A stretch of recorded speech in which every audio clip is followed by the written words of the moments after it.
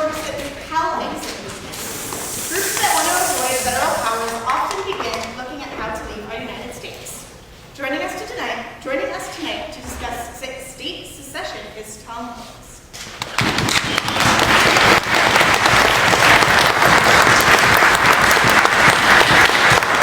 Tom Hobbes is a senior fellow of the Mises Institute and host of the daily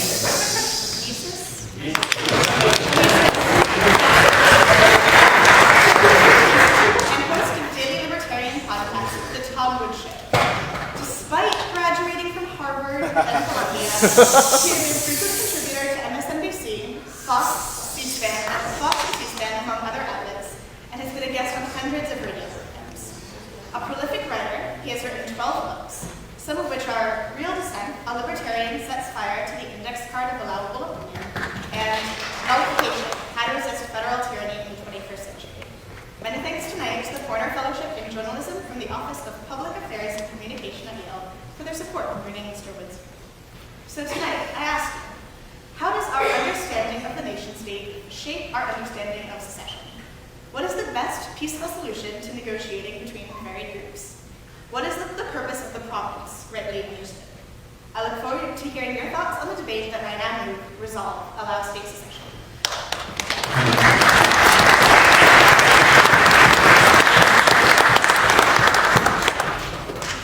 Okay, too bad about the microphones. Makes it all the more fun and raw, really. All right, well, very glad to be here. I have a lot I want to cover, and I have only a short time, so I'm going to be covering a lot of stuff that I hope you don't already know, but I don't want to bore you with stuff you already know. I want to bore you with other stuff. So let's start with this. If you talk about the idea of state secession, well, naturally you are assumed to be some kind of lunatic. There must be something wrong with you. Of course, you know that can't be a legitimate position because neither Barack Obama nor John McCain holds it. So how could it be? That exhausts the entire range of allowable opinion. So my little tagline for my podcast is that my podcast is shredding the 3x5 card of allowable opinion. It's people act as if there's this card with all the opinions they're allowed to hold on it, and man, they stick to that card religiously. And secession is not on it. So you are a lunatic if you think that maybe this boundary line should be drawn over here instead of over here. That is beyond the pale. You know what's not beyond the pale, however, is the Iraq War. Nobody's career was destroyed because of the Iraq War. No one was told, oh, you are beyond the pale because you supported the Iraq War. John McCain is still a senator in good standing. So that's okay. You can be responsible for totally unnecessary, avoidable deaths on a large scale, and you've just made a policy error. But if you want to change an artificial border, now there must be something wrong with you up in the old middle. That's weird. Why isn't this just a practical question? Why should this question be forbidden? Like, why can't we just ask it? It's like the American Union is something sacred and holy. Like this is the sacred shape of the U.S. And this is the sacred number of square feet that it contains, or whatever. It's weird we can't talk about this, that maybe it's out of scale. Maybe it's inhuman it's so big at this point. One city making major decisions for 320 million diverse people, and that's the best we can think of? And anybody who dissents from that must be crazy, a lunatic, whatever. Well, tonight I want to take that 3x5 card of allowable opinion and set fire to it. Now notice though, it's not simply that the United States is thought of as something sacred. The Union is sacred. It's been sacralized by some people. Blasphemously, I might add. It's not just that.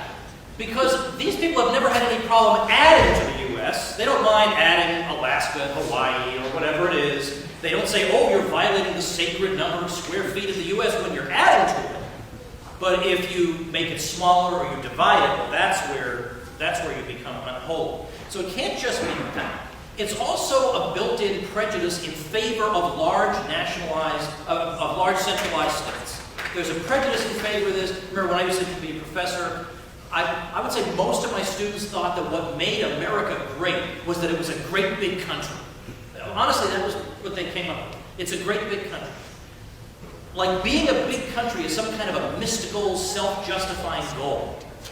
Why should that be? Why should that be? Renaissance Florence did pretty well as a civilization. Venice, the whole city-state of Venice, prospered for 1,200 years. Classical Athens, one hardly even needs to mention.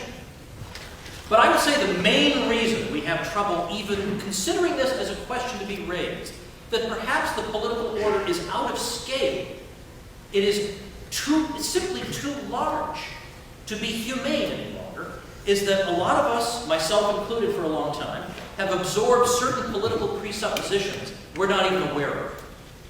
These presuppositions go back at least to Thomas Hobbes. Now we hear Thomas Hobbes, we think, I don't like Thomas Hobbes, he's an authoritarian theorist, and I'm against him. Not really. You're not really as against him as you think. I'm going to propose to you there are two ways of thinking about sovereignty and society that we can divide into the theories of Johannes Althusius, who was a theorist of the Dutch Federation in the 17th century, and Thomas Hobbes, whom we're more familiar with also from the 17th century. Now, Althusius wrote a work called Political, and in his work he proposed that society is not just a flat plane of just an undifferentiated mass of individuals, but rather society is a series of levels. It's a series of political associations and human associations. So, for example, he begins with the household, which Althusius takes to be the primordial political unit. Households can get together and create a village. Villages can get together and create a province, and so on. And so you get various levels in society. This is more or less what we see, for example, in the High Middle Ages. There we have not just some political unit ruled over by a king. You had universities that had powers and liberties of their own. You had guilds that had rights and liberties of their own. Cities had rights, the church had rights. Each of these institutions had pre-existing liberties of their own. And no one of them could just imperiously cancel or modify the liberties of any other. And no one of them can bark irresistible commands at any of the others.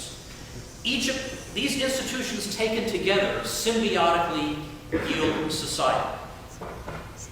Bertrand de Juvenel pointed out that when you look in the past at some of the titles these kings had, King of the so-and-sos, Protector of the such-and-such, and he has this long train of titles, we think he must be some kind of narcissist, some kind of wacko who's obsessed with his own power. But the length of his title instead was meant to indicate that this king is not just arbitrarily ruling over a bunch of arbitrary individuals. He is the protector of existing groupings of people, each of which have powers and liberties that he cannot just cancel on his own authority. So the king was not just a guy who could just arbitrarily bark out commands through a bullhorn, even though that's what we were all led to believe in the 7th grade. They wished they had that power, but by and large they did not. So if one of these groupings resists the king, this was not treason. This was a defense of liberty, as when medieval cities resisted the king. You're against medieval cities resisting the king?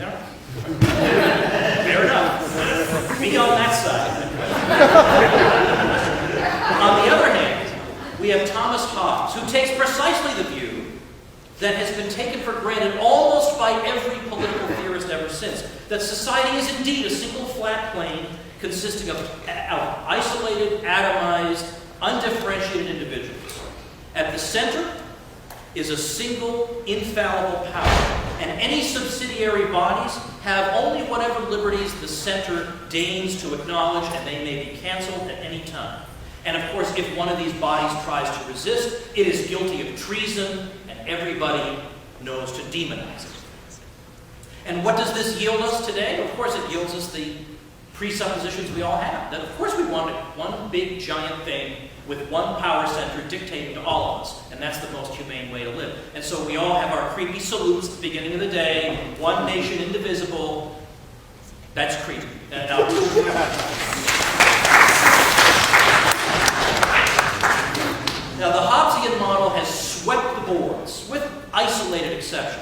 since the French Revolution.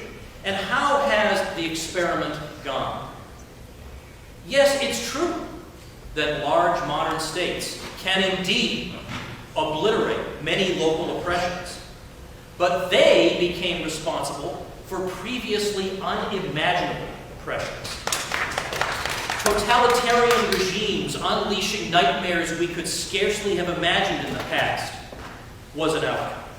Total war, going far beyond anything anyone could have imagined in the 19th century, became commonplace, not to mention genocide and the horrible crimes we know all too well from the 20th century. No 18th century monarch had the authority, even to, as late as the 18th century, even to engage in military conscription.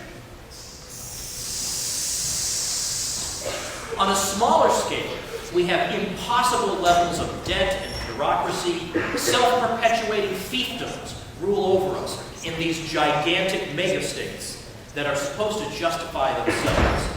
And yet, we are to believe that this is the only reasonable approach. If you dissent from this, well, again, something's wrong up here. And yet, for the most part, everyone takes this for granted, as have all major thinkers. There are a few exceptions. David Hume dissented from this to some degree. Jean-Jacques Rousseau dissented to some degree. Earlier, Aristotle had dissented.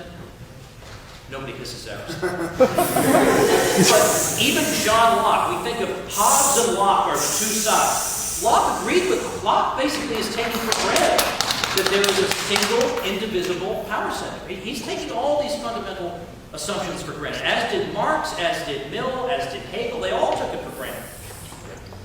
But the point is, it's not an obviously stupid question to ask. Maybe if you have one representative for every 750,000 people, maybe representation becomes meaningless now.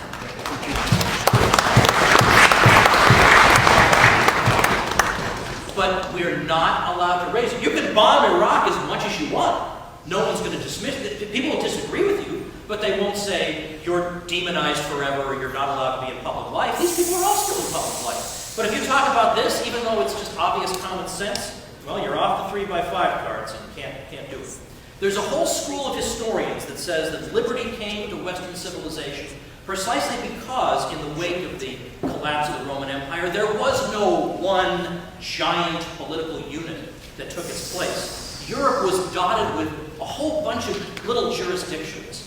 And because they were little, the right of exit was very potent. People could just go to another jurisdiction if one became too oppressive. And that created a check against the sociopaths who rule us. Now, for the American case, which is what we are all here for, I think I've laid out at least a reasonable set of propositions here that are worth considering. So let's look at the American. How does this apply to American states? All right, well, if I'm talking about the United States, I can make a case for the secession of American states constitutionally a variety of ways. I could point to the 10th Amendment, and I could say under the 10th Amendment, the states never delegated to the federal government any power to suppress secession. And in Article 1, Section 10, which is the list of powers the states have voluntarily agreed to relinquish, they never relinquished any power of secession.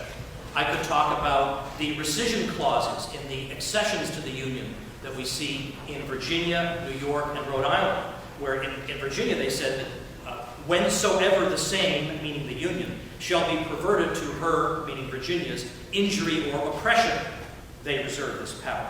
But I would rather make things more difficult on myself and forswear to discuss those, and discuss the fundamental point that is overlooked, despised, or not even known about, especially, I would say, among American law students. I don't know how many of you have any law students in here, but that's hopeless. If ever I have to go to a law school and debate somebody, I don't worry about it because nobody's going to know anything. The key question is, where does sovereignty lie? And in the American system, sovereignty does not lie in the federal government. It doesn't lie in the state governments. It was thought to lie in the peoples of the states. That's why the state conventions were where the Constitution was ratified, because it was thought that was where the people's voice finds its expression. And what I want to defend is what is known popularly as the compact theory of the Union, because we have two versions of what the American Union is all about, the nationalist theory and the compact theory. The compact theory is defended by people like Thomas Jefferson and much less well-known figures like St. George Tucker, Abel Upshur, and others. Almost no one knows these people, no surprise, because they lost, so no one talks about them anymore, but they're super smart, you should read them. What's the nationalist view? The nationalist view is that the United States is one single indivisible whole with an irresistible power center. Well, that sounds a little bit like the Hobbesian model I just described. And so if you absorb that from school, which we all did, you're going to be attracted to the nationalist version, and you're going to scrounge around for evidence for it. If, on the other hand, by some miracle, you got the Althusian version of political life and you're partial to that, you're going to be attracted to the compact theory. Because there, we argue that the United States is not a single indivisible blob. It is rather a collection of societies. That's what makes it different from every single other place all over the world. The evidence is entirely in favor of the compact theory. Entirely in favor. The Declaration of Independence, for example, what does it speak of? Does it say a single blob declares its independence from Britain? Of course not. It says we are free and independent states. And as free and independent states, they have full power to levy war, conclude peace, contract alliances, establish commerce, and do all other acts and things which independent states may of right do. And I remind you, of course, that in the diplomatic language of the 18th century, the word state is not referring to Massachusetts or Connecticut. It's referring to entities like Spain and France. That's the level we're talking about in the Declaration. Likewise, for their part, the British in the Treaty of Paris, did they say, we hereby acknowledge the independence of a single indivisible blob? No. They acknowledged the independence of a series of states, which they proceeded to list one by one. We also see this in various treaties that were entered into during the war. The individual states were acknowledged one by one. The states, which, by the way, of course, once they declare independence, the colonies consider themselves to be states, and rightly so. They performed activities we associate with sovereignty. So, for example, Massachusetts, Connecticut, and South Carolina outfitted ships to cruise against the British. It was the troops of Connecticut that took Ticonderoga. In New Hampshire, the executive was authorized to issue letters of marque and reprisal. In 1776, it was decided that the crime of treason would be thought of not as being committed against some indivisible blob, but against the individual states, taken individually. Article 2 of the Articles of Confederation says the states retain their sovereignty, freedom, and independence, which, of course, they must have enjoyed that sovereignty, freedom, and independence in the past in order for them to retain it in 1781. The ratification of the Constitution was adopted, was accomplished not by a single national vote, as the nationalist theory would appear to call for, but by the individual ratifications of the various states, each assembled in convention. In the Constitution, United States is consistently referred to in the plural, self-consciously Althusian mood. So their status and distinct sovereign, as separate and distinct sovereign states, was established by the 1780s. And you may say, but the Constitution changes everything. Well, I'll say simply for now that the great 18th century international lawyer Emmerich de Vattel, in his classic work, The Law of Nations, 1758, wow, I've never heard anyone who feels strong about Emmerich de Vattel. That's very impressive to me. He said that when sovereign bodies accede to a federation, this doesn't compromise their sovereignty. They're exercising their sovereignty by choosing to accede to a federation. So it's abundantly clear the states logically and temporally preceded the central government. And this central contention for the nationalist theory makes the case for secession irresistible. They chose to accede. They were sovereign bodies. They existed before there even was a federal government. They could just as easily choose to secede. Now, there's a very good chance that people have not heard this line of argument, or they've not read Abel Upshur, they've not read John Taylor of Caroline. Nationalism has been victorious, so these people simply fell down the memory hole, and in their place, we have a whole lot of ahistorical, mystical nonsense about our sacred union. The fact is, a lot of major Americans favored the idea of secession. Important figures. Now, I realize the argument from authority is the weakest, but it is significant that Jefferson supported it, said so more than once. Gouverneur Morris, the New York Federalist, John Quincy Adams as ex-president, said that if it should come to that some states prefer to go in peace, it would be a sad day, but of course we should let them go in peace, because if we forcibly retained them, we would not actually be preserving a union, because the union would have taken on an entirely different character after that type of violent coercion. The American Anti-Slavery Society, as I'm sure everyone in this room knows, resolved that it was the utmost task of American abolitionists to work toward the dissolution of the American Union. William Lloyd Garrison made that clear repeatedly. And they had various reasons for this, that they don't want to be in a union with slaveholders. That was their motto, no union with slaveholders. And then, of course, secondly, if the slaves run away now, we don't have to send them back. Given that that's how slavery ended in Brazil, we could end here, but obviously that came later. Alexis de Tocqueville, the most informed foreign observer of the United States, said, I don't see how you could argue against the right of a state to secede. Now, there's a lot more history and stuff that I could talk about, but I'm going to leave it with these final thoughts. The fact is, the system we have now, with 320 million people being dictated to by one place, yields perverse results that make no one happy. Every 4 years, we have this low-intensity civil war with each other. Is that the most humane form of political organization? Really? In 1790, there were 30,000 representatives, 30,000 people represented by every one person in the House of Representatives. It's now 750,000 people represented by everyone, and within our lifetimes, it could very well get to the point that every representative in the House of Representatives represents 1 million people.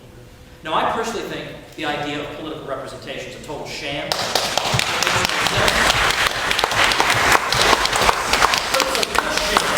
When it's 1 million people being represented by one person, unless these are all automatons, how could they be? What kind of result would we possibly expect from this, other than one that's distinctly unhappy? And yet, we are poised to make this possible. I mean, think about it. California, if it were independent, would have the 7th largest economy in the world. The thing is ridiculous. Texas has a larger GDP than Brazil. Florida has one larger than Australia's or Argentina's.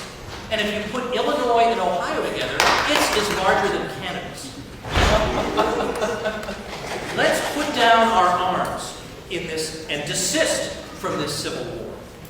And instead, let us consider the forbidden option of simply going our separate ways in peace. Thank you.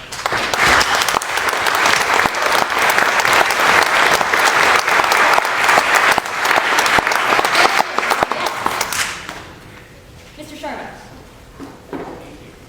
So the speaker mentioned a system under which power would be decentralized into a number of different institutions, but he also said that he thinks that Hobbes probably had a pretty fair system of understanding how authority should work. So how can you reconcile Hobbes' own arguments that a separation of power results in the degradation of all of those powers and the necessary corrosion of the state, with his opinion that power should be separated among multiple institutions and not centralized? Okay, so the question involved, because I'm not sure if you were implying that I was endorsing anything about Hobbes. I'm not. But if you're asking for the sake of argument, how do I evaluate the type of argument that Hobbes would make, that what you have is an imperium in imperio, right? That how could you, it would seem to somebody who follows the Hobbesian model that you would have multiple sovereign voices, and then how would you ever resolve things? And in a way, I mean, we can look at examples from history. I mean, if we look at ancient Rome, they had a system where sometimes there were overlapping jurisdictions and authorities, and yet somehow it works. And what I would suggest in a case like in the United States, I would say, why could you not have an arrangement where, well, let's take an easy one. I won't even take a controversial. I'll take an easy one. Why couldn't we say that since we all agree that sometimes what goes on in Washington, D.C. is not fully representative of us, there are things that go on that are being influenced by people we have no control over, and the idea that you and I have as much political authority, as, I don't know, just name your oligarch, is ridiculous. So why couldn't we have this following proposition? Suppose we introduce a rule that says that if 3/4 of, well, obviously we'd have to round it off, but if 3/4 of the political units in the U.S., 3/4 of the states, believe that a particular law is either unconstitutional or simply an abomination, then that would be a further check of the actual people to say, we want to repeal that. We want to stop that. Or what if we said just 50% plus one of the states, of people in the states, where it seems to me there would be less possibility than in a smoke-filled room in Washington, D.C. of manipulation. We simply have, we need either conventions or popular votes in the states, and we count it by state. And if enough states say, this is oppressive and we hate it, we can repeal it.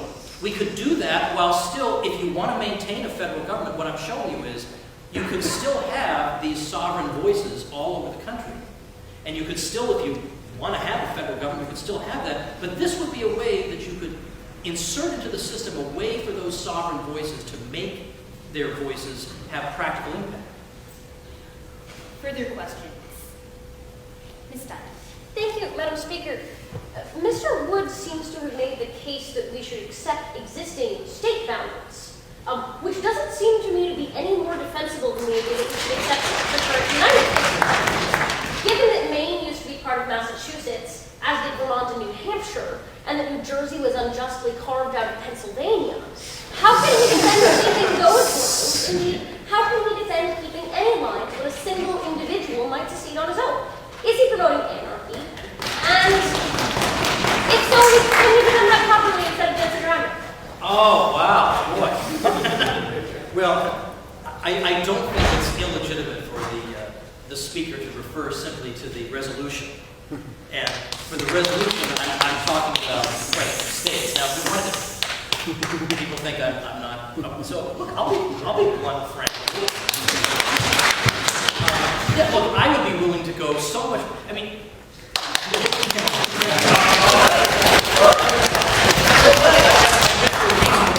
like if you thought this was way out of bounds of legitimate opinion, wait till you hear what I really have.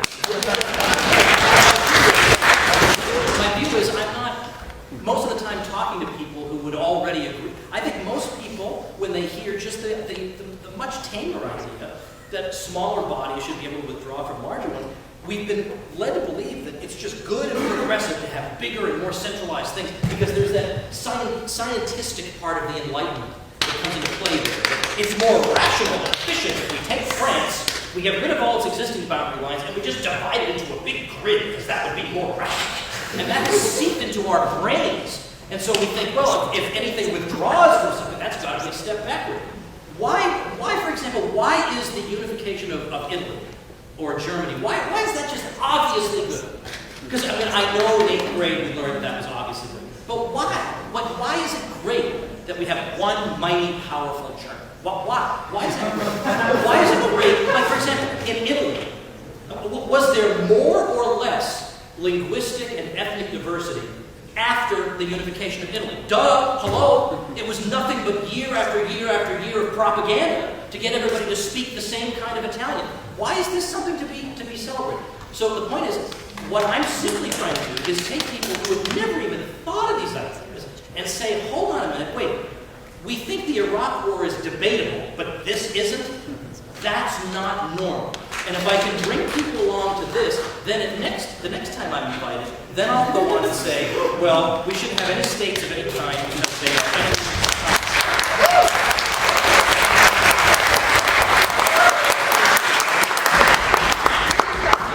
The chairman of the Conservative Party. Thanks, Madam Speaker. Well, effectively, the author might want to say, might not want states to set, might not want states to get any smaller. Can the gentleman give any reasons why his argument can go far enough to allow states to set but go farther for those who might not be convinced by individual policy? Okay, so that's a good one. I guess I can't make any guarantees. Once this train leaves the station, who knows where it goes. But since I think most people don't really engage in a lot of philosophical reflection, I don't think most people are thinking to themselves, well, if only we could decentralize and then try and get all the way down to the last individual. I mean, this is the sort of thing that you and I debate over vodka. But I think most people are more practical than you and I are, and I think most people would be inclined, yeah, no, look, it's the world we live in. It's a look at this, I agree. Right? It sucks. People would rather go bowling than attend a lecture. I know, that's the world. Can't help that. But I think most of the stuff about could every individual simply be a sovereign unto himself, I personally think that's more of a theoretical argument. I don't see that actually coming to fruition. Not to say that it wouldn't be nice, but I think in speaking practically, I think we are just talking about, I just want to talk about basic decentralization, but I kind of feel like once I get people asking that question, maybe it will lead to interesting follow-up questions. More questions. The chairman of the Independent Party. It didn't seem the gentleman brought up the example of Italy, because there was a proximate cause for Italian unification, because a lot of Italians were really tired of being conquered by their larger 1400.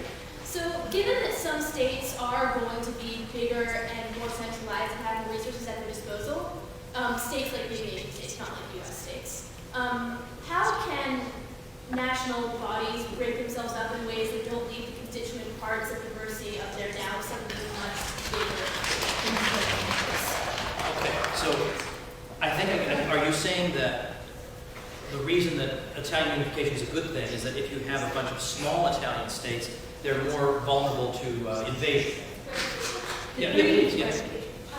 Not necessarily that it's a good thing that there was a legitimate proximate cause. Okay, so, but is that what you want me to address? Yes. Okay. Okay, there's no question about that. If I were to, this is an objection, by the way, that is sometimes raised against people who call themselves anarcho-capitalists. They say, how could your little anarcho-capitalist utopia resist? I'm not going to say Nazi Germany because we're not going to mention Nazi Germany. So Stalin's Russia, that's the number 2. Right? And how is your little anarcho-capitalist community going to resist? Probably they can't. But neither could another state either.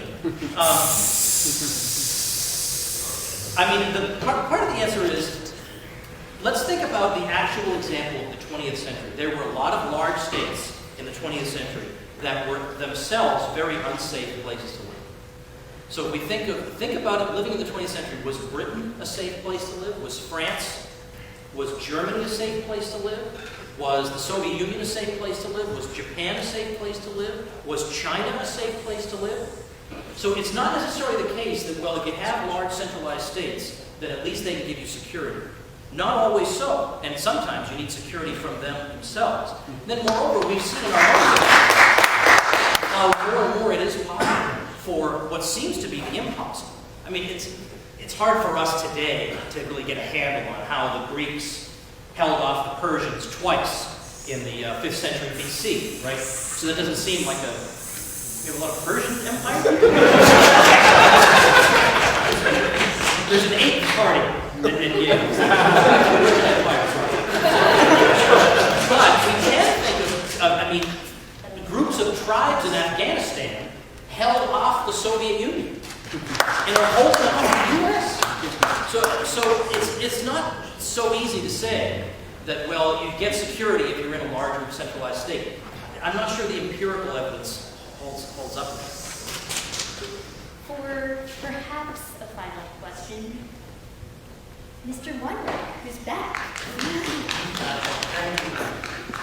I was curious to find that our guests seem to be asserting that in the United States today, we live in some form of Hobbes' Leviathan.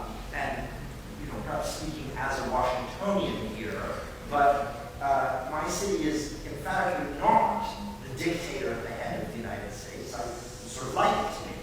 But given the myriad levels of municipal, local, state authority that have a remarkable amount of power when the federal government puts out a law to enforce it or not as they see fit, or at least to govern the manner in which it's enforced, can you defend asserting that the Hobbes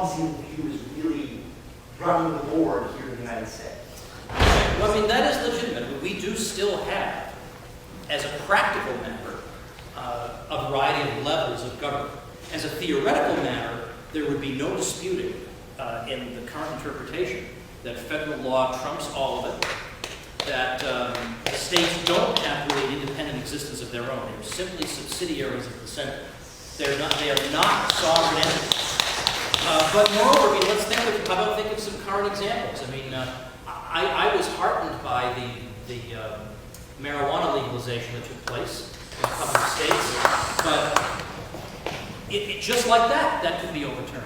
Just like that, because there are people who are afraid of this, because now there's a new administration with a new attorney general. And so, you see what I mean? One guy changes, and everybody's terrified. That's not normal. That is a sign that we're living in a Hobbesian situation. Or think of the case of the sanctuary cities, where all these cities, yeah, it's true that they're free, that they can do what they want to do, but they're so tethered to the center that a lot of them are going to have a really hard time dealing with the fact that their money is being taken away.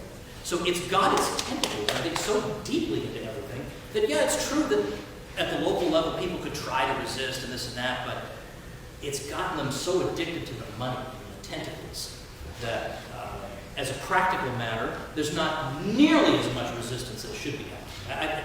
I think by far, people and all these other local levels are much too tame and timid. They're great at holding signs and blocking people from entering buildings. But actually doing something, everybody sucks at that. A brief and decidedly final question, Ms. Murphy. Thank you, Madam Speaker. Mr. Woodson seemed to frame it that secession could be a good recourse when a group of people feels that a law they want is not available or has been overturned. However, there seems to be broad international consensus on issues like rampant killing of babies, like born babies, or like civilians is wrong, or things like this. And it seems to me that the groups of people that want to see over these issues would want their opinions on these to be enforced absolutely everywhere. We have international bodies about this, like the UN, that ineffectively attempts to create global standards of human rights. What is the ideal mode for this? Okay, so I think one thing we can, at least I feel fairly certain of, is that one single power center for the whole world enforcing it isn't going to end well. But at the same time, we all do, it's a hard question, because there are certain norms we would like to see observed everywhere. But yet, we know that if we had one regime in charge of everything, well, how do we know who would, I mean, people ask me, what if they were all libertarians running the world government? And the thing is, they could be libertarians today, but they could be crazed lunatics of various sorts tomorrow. The very type of people we're trying to protect you from. The very type of people who would carry out the human rights atrocities that we want to protect you from. How do we know they're not going to be running?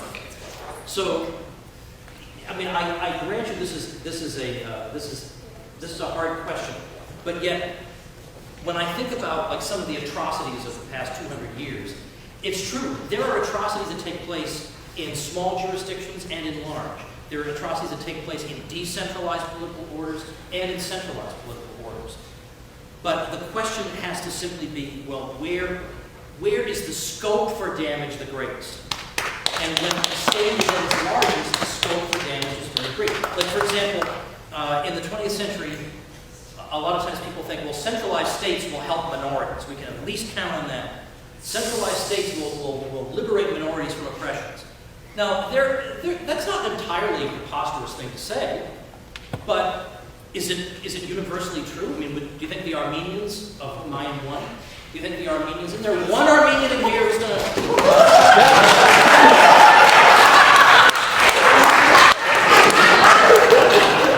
You think the Armenians are going to say, yeah, the Ottoman Empire was super. We're so glad we lived under that. Or do you think the Ukrainians, the Soviet Union, are going to say, boy, minorities had a real super time there? And we could go on and on. I mean, there were Asians who were thrown out of Uganda. Again, I have forsworn to discuss a certain German political party that was in power from 1933 to 1945. But you see what I mean? There are atrocities at all levels. So in a way, you're really asking, how do you tame the wickedness in the human heart? Well, That's what we're all still trying to answer. All right. And with that,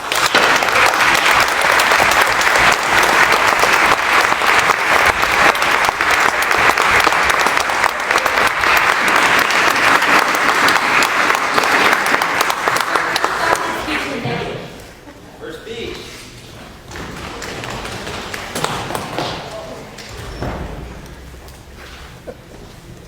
Madam Speaker, Madam President, our honored libertarian guest, Mr. Wood, fellow members of our tremendous union.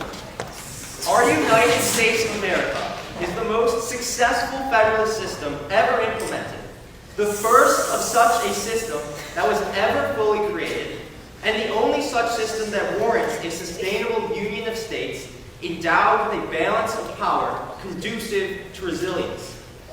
Our dialogue this evening encompasses the subjects which engrossed the energies and attention of the nation many times in the past, most pertinently in the American Civil War. No proponent was as direct in asserting the constitutional illegitimacy of secession than Abraham Lincoln, a name which I did not hear in the speech of Mr. Wood.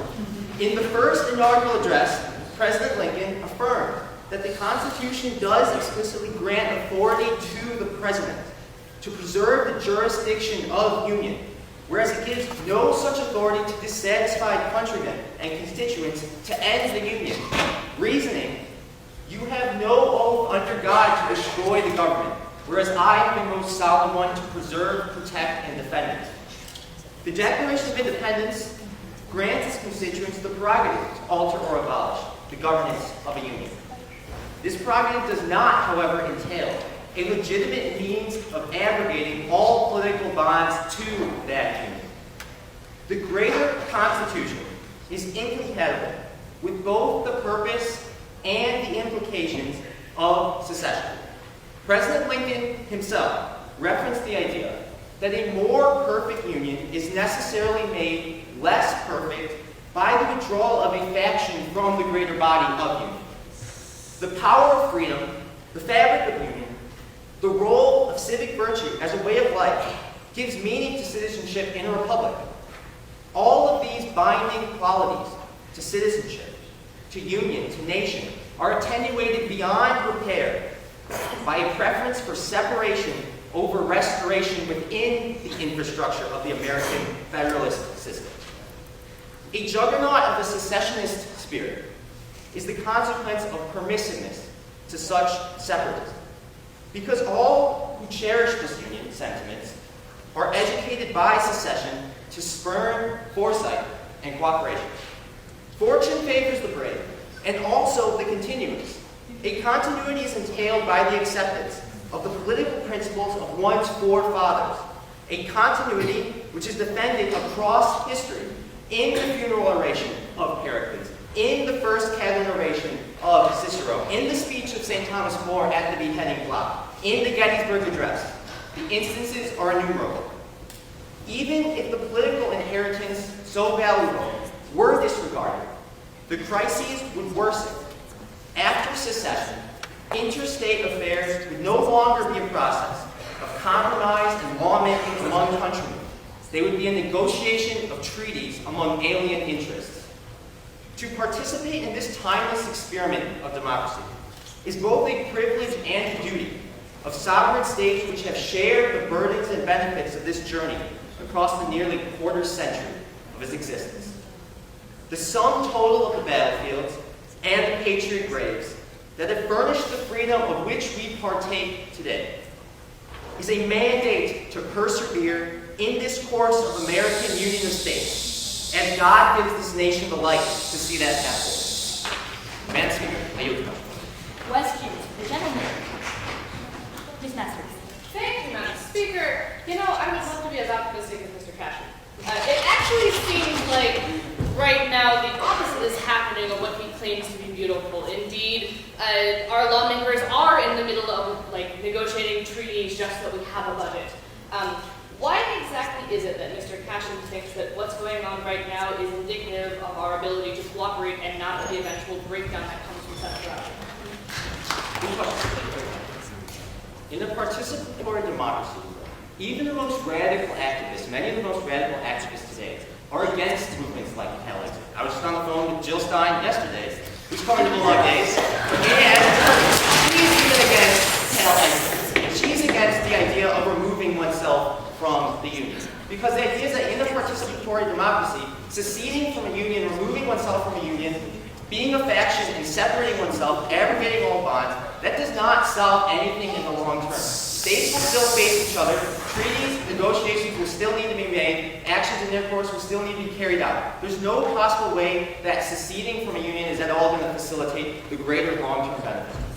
Further questions? Mr. Malik.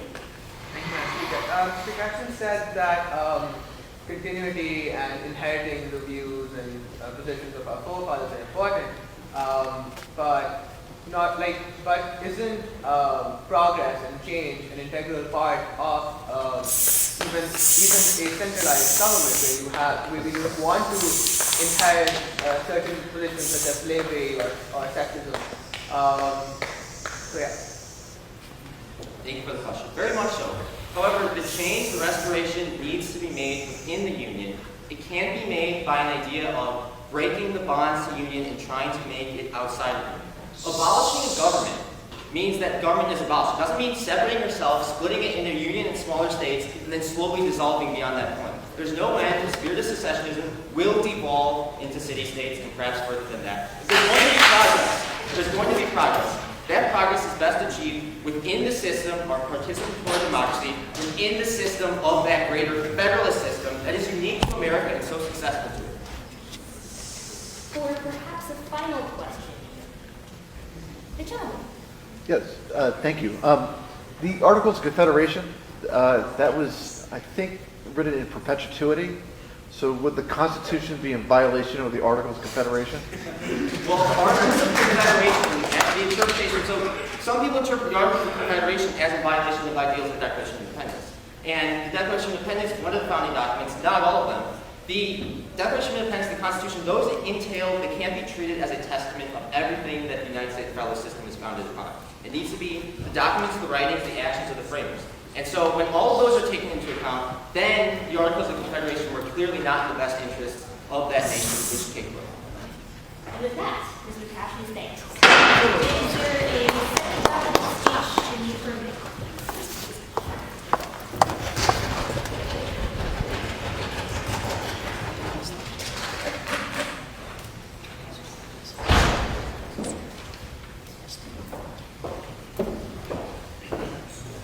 Thank you, Madam Speaker. Okay, the main logic of secession in the United States is that the same power that allows states to exceed the Constitution also allows them to secede. And I think the strongest and clearest example of secession's legitimacy is historical. And Mr. Woods brought up this argument a bit, but I want to expand on it because I think it actually makes a fairly compelling case when it's all taken together. There is nothing in the British Constitution, unwritten as it was, that granted the American people the right to secede in 1776. Some object to the word secede, arguing that it is an accurate description for the American Revolution. However, secession is, at base level, a form of withdrawal or splitting off from a political organization or country, which is precisely what the founders were doing. Is America therefore an illegal and illegitimate nation, as some British lawyers argue, because of its original act of secession? If the answer is yes, then the question is moot. An illegitimate and illegal nation should have no hold on our loyalty and tax dollars. If the answer is no, the government is not illegal and illegitimate from the start, then we must ask ourselves, why is that? Because the motivating political principle in this country is that power stems from the people, as Mr. Woods has already articulated, and the legitimacy of our government stems from their support.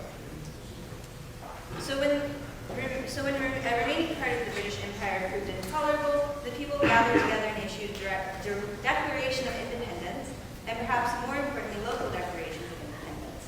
In need of a government, the people of the states approved the Articles of Confederation as a compact between the sovereign states. The Treaty of Paris made peace between Britain and each sovereign state, not the United States or any union. As you may remember, the Articles Constitution required the unanimous consent of all 13 states in order to change it. It was ratified with none. Once again, we must ask the question, does this make America an illegal and illegitimate nation? If so, there is no reason not to secede. But I think most of us would answer no, because a convention process, an instrument for demonstrating the will of the people, was used.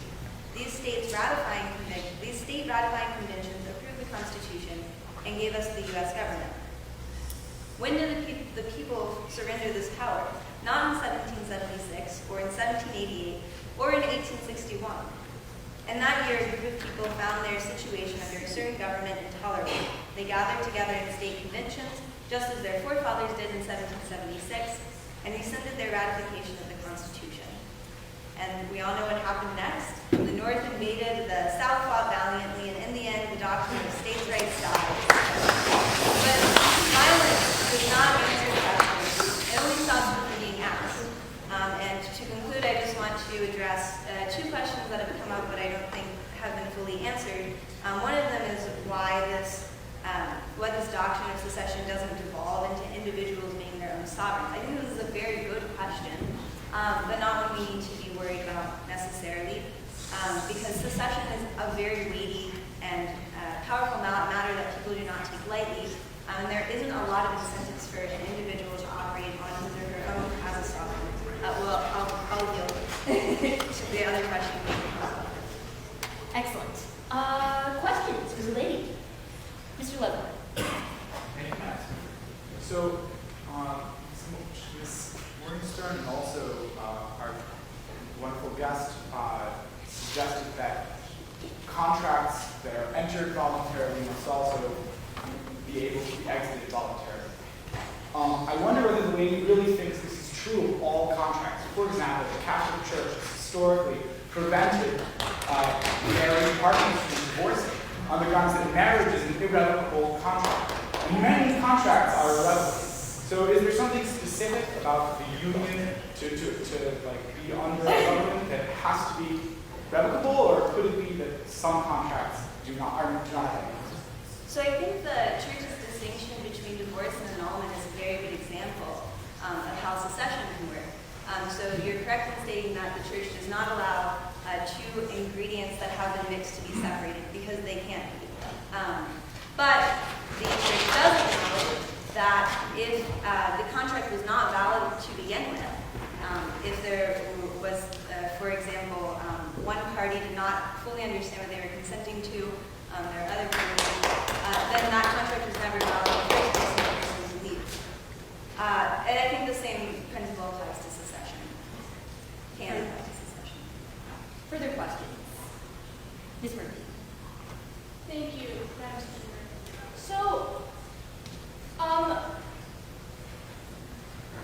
would love Ms. Morgenstern to take this argument and respond to it. How would you respond to the argument that secession means some sort of preemptive force, needs some sort of violation of this contract, and therefore secession can't occur out of the blue? Is this secession rightly understood as she promotes it? Is this the only terms under which secession is legal, or is there in fact a right to secede without any instigating act by the higher body? Yeah, I think you can secede whenever you want for any reason, but that you won't. Like I said, secession is a big deal. There are a lot of advantages to belonging to a union, and those have been brought up, like your ability to be protected by the government's national defense, the infrastructure that a national government can provide that a state or local body might not be able to provide alone. I don't think that a state will secede, or that any body will secede without a very powerful reason to do so, unless the lady has an example in mind. and with that, the chairman of the Federalist Party is thanked.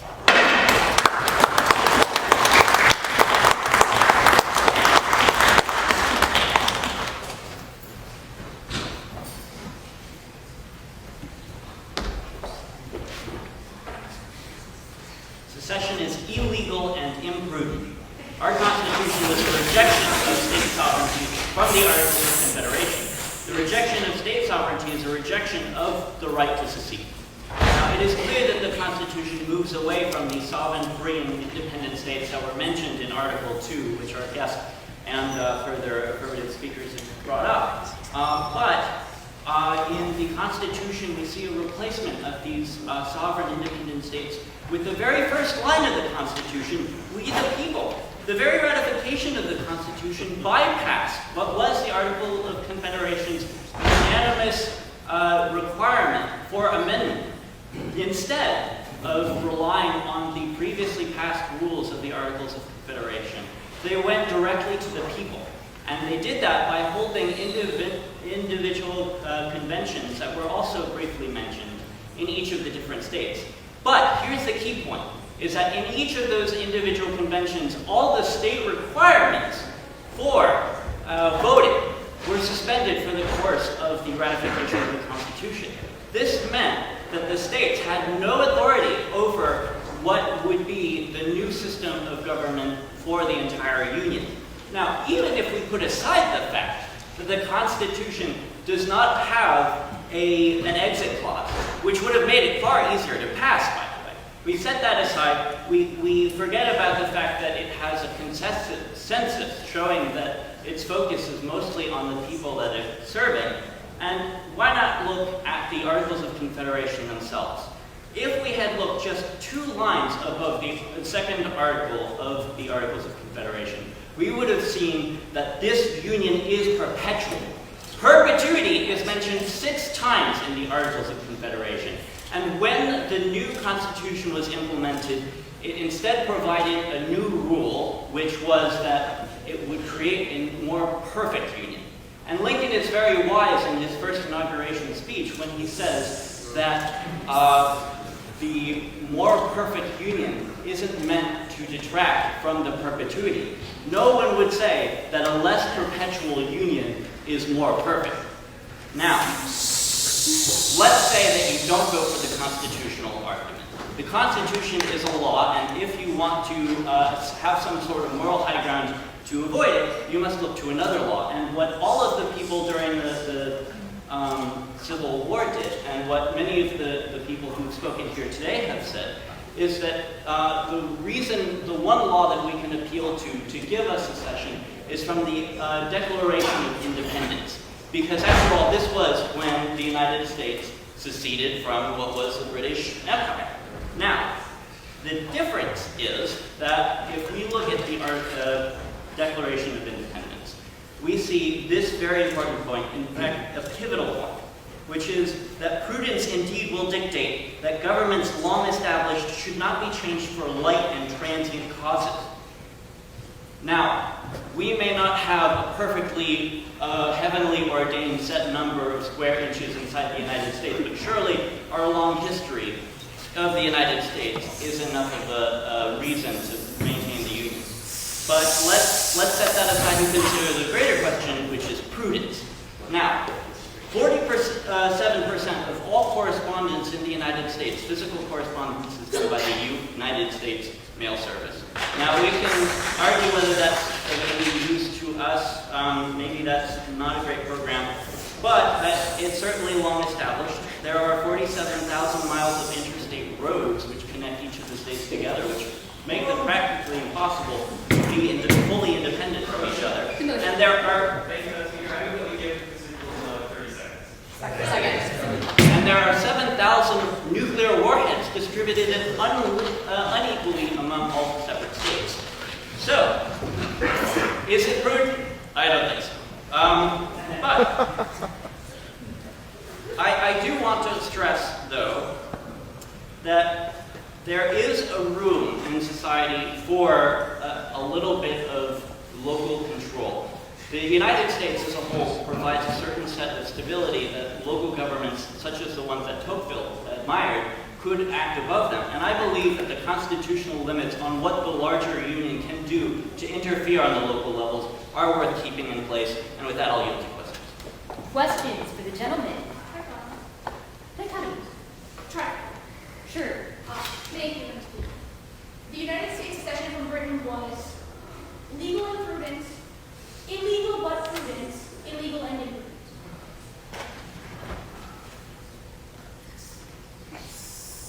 Illegal and prudent. Actual question. Mr. Cross. try and lay down this constitutional argument that the Constitution does not allow secession, but the Constitution clearly allows its own amendment to enough support. And so the Constitution does allow, with enough votes in the states and provinces, to allow secession if that's wanted. So shouldn't we stop talking about the Constitution and more about the validity of it?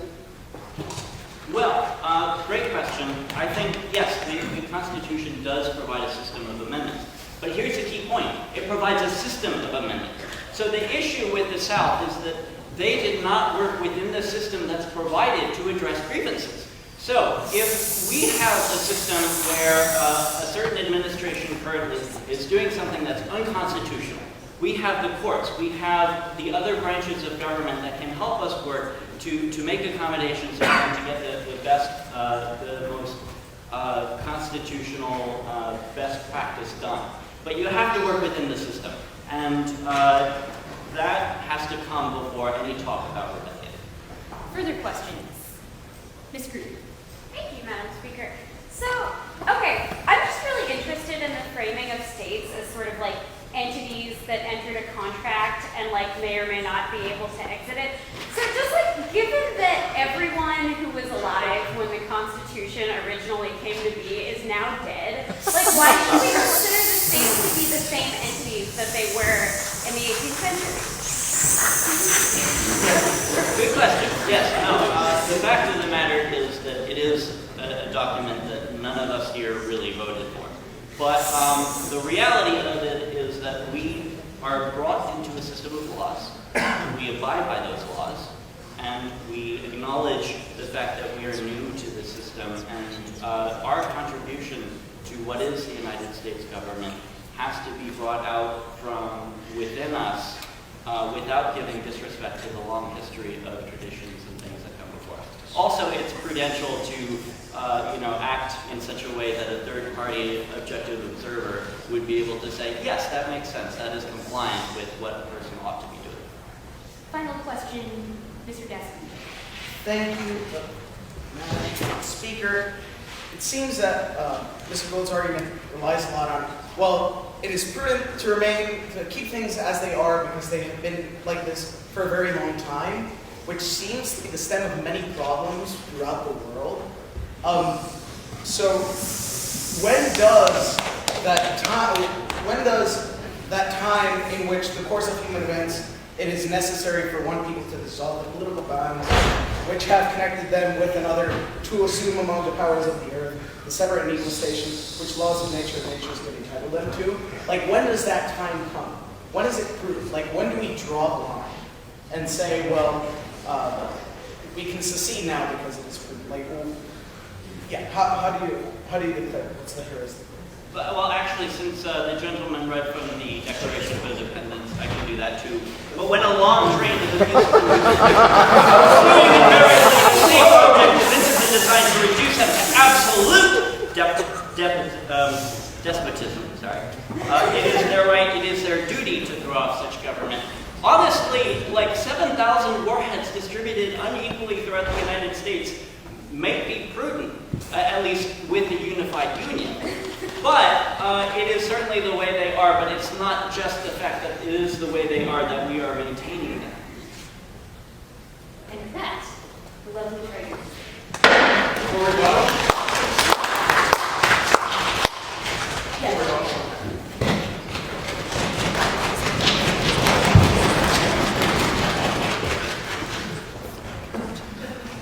So the gentleman before me stressed on the idea that he liked the word union a lot. I'm not a totally big fan of that word, mainly because it's included in the YPU, but I'll get to that later. But the main problem with unification is that any strength found within the strength within a union dilutes the individual needs of the people that it unifies, unfortunately. So yeah, I do contend that there is strength in a union, but the problem with that is that it's idealistic. It implies that everyone will assimilate to each other at one point. It's like what happened in Italy, that we're going to have propaganda that completely wipes out the diversified cultures of the regions that it unifies. It's this, especially in the United States, where we have a state like Hawaii who's even allowed to have an opinion on illegal immigration, which just blows my mind. Because Hawaii does not have to deal with illegal immigration. Or something like to the extent that a state like Texas will, or like policies in Texas, right, that obviously are more harmful to the climate than, let's say, Hawaii would probably want. The idea that Hawaii and Texas have the same opinion, let me rephrase that. The idea that Texas can have the same opinion and vote on a national level in terms of climate change that Hawaii does also blows my mind. And it's easy for a state, let's say, it's easy for states to be self-righteous about ideas and laws that really don't affect them at all.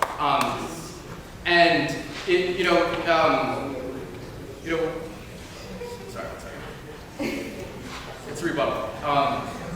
So I want to give you guys an example. I'm getting back to the Yale Political Union, right? So think about this. What would happen if?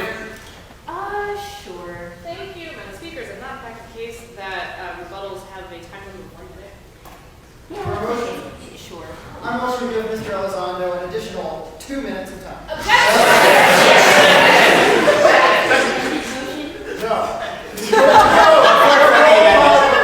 Thank you, Madam Speaker. I move that we give the gentleman the Talmudic amount of 45 seconds. I'm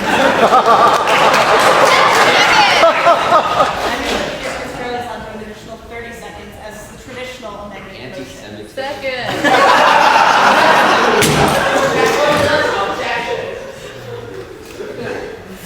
It really is a shame that the union is not more accountable to the states. And one way we can make it more accountable to the individual states' needs is in a way by holding it hostage. The way to make Texas listen about something like climate change, and the way to make Hawaii listen about something like immigration is by causing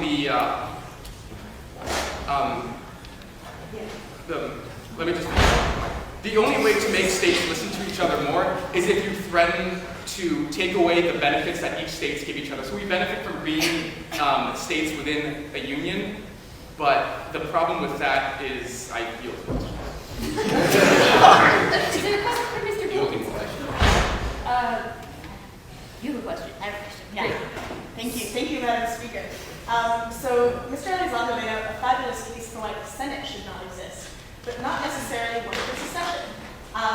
Why is the unequal representation, such as between Hawaii and Texas, a secessionist problem rather than one in which Mr. Elizondo would like to abolish the Senate? For certain states, I'll give you an example in terms of fiscal responsibility, right? Some states are way more fiscally responsible than other states, and these states that are fiscally responsible have to pick up the slack of states that are much less fiscally responsible. And as a result of this, it puts an unfair burden on states who have no choice but to send these federal tax dollars to the national government to benefit these states that are less responsible. And as a result of that, if we allowed something like secession, then it would scare states like California, who are fiscally irresponsible, to listen more to more fiscally responsible states that have to deal with various economic issues that come from being associated with people who never learned to use a credit card. All right. And that, Mr. Elizondo, further speeches. For a speech. Sure, Mr.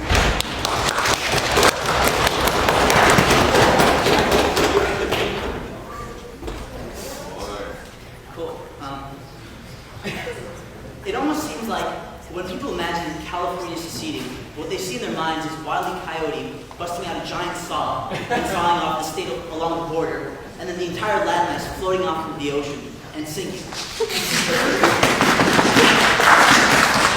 Did you know that that's not what would happen? Californians can still trade with people in those states, they can still have an open border with the other U.S. states. The only necessary difference is that when Californians voted in politics, they'd be affecting their own lives more and the lives of people living thousands of miles away less. Because borders are imaginary lines drawn by politicians on maps, and they denote where one monopoly on force ends and the other begins. Not debatable. Not necessarily where one culture, community, or society ends and another begins. Leftists, wouldn't it be great, fantastic, if Trump wasn't your president? If the U.S. were 2 or 3 countries instead of one, your general election would look like what the Democratic primary was, and the same goes to those on the right, and I would still write in Ron Paul.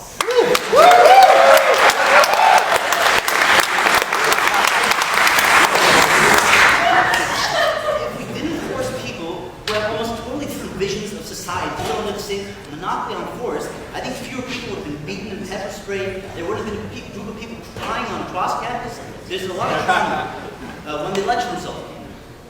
In case some people are concerned about the feds too, partially, not to address this, recall that the United States and Great Britain didn't have to give up their sovereignty and become Oceania to fight in either of the world wars.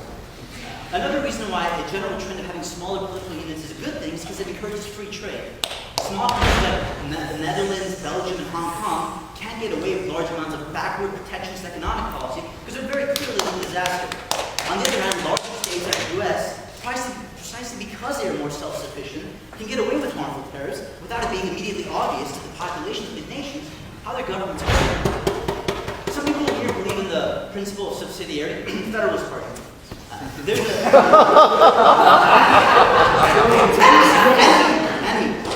There isn't a single thing that the bureaucracy or the government at the federal level in DC does for Texas that Texas couldn't do for itself and better.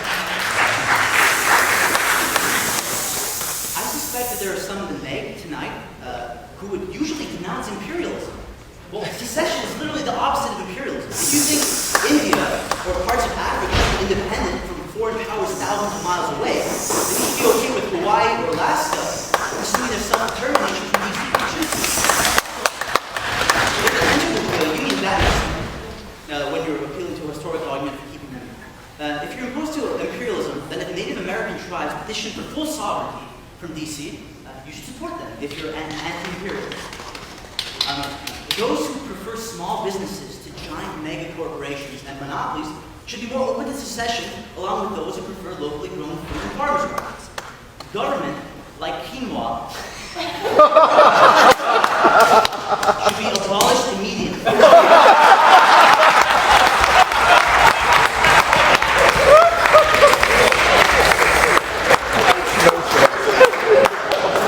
If it is going to exist, it should be done locally. It is at least understandable that people didn't want the South to be able to succeed. Thank you, Madam Speaker. I move we give Mr. McCutcheon an additional 45 seconds. It is at least understandable that people didn't want the South to be able to secede during the war between the states because their government wanted slavery back then. That's understandable. But today, aside from taxation, compulsory education, subpoenas, jury duty, and potentially the draft, there is no more slavery. States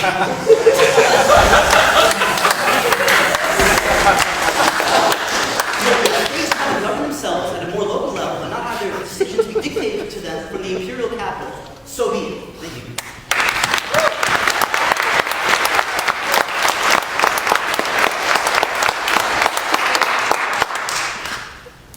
Thank you for your indulgence, Madam Speaker. I'm just going to state like the blindingly obvious. Like slavery didn't actually disappear after it disappeared, right? Like there's still legacies of slavery and institutional racism. And so, does Mr. McCutcheon just not, like straight up just not believe what I just said, or does he think that it's not a problem? I absolutely think that there are legacies of the Civil War and legacies of slavery. To a great extent, I think if there wasn't a war where like 650,000 people died, and if America had ended slavery like every other country in the Western world without a giant war, I think one of the legacies of slavery, or one of the reasons such a large amount of adult African Americans are in jail for owning plants is because of the federal drug war.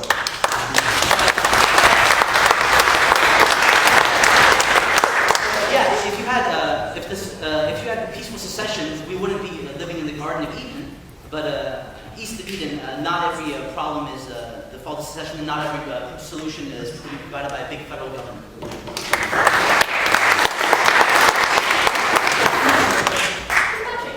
Thank you, Madam. If state lines as they are presently drawn are imperfect at best and absolutely awful at worst estimations of cultural or political or linguistic connectedness, then how does secession along state lines, as the resolution posits, actually holding anyone's problems? Okay, this is kind of like if you're in a shower and the water is at 5,000 degrees, then you yell at someone outside, turn the water off, or lower the temperature, lower the temperature. going in order to lower okay, maybe having 50 different countries instead of one isn't the perfect solution. Maybe Jefferson should secede, or maybe it should be 6 different states. But it's certainly a step in the right direction. And right now, I'm taking my case even more broadly, just allowing the general principle of secession, not any one individual plan. And related to that, and a question that was previously asked, there's a wonderful quote that came to my mind by a very famous economist and historian.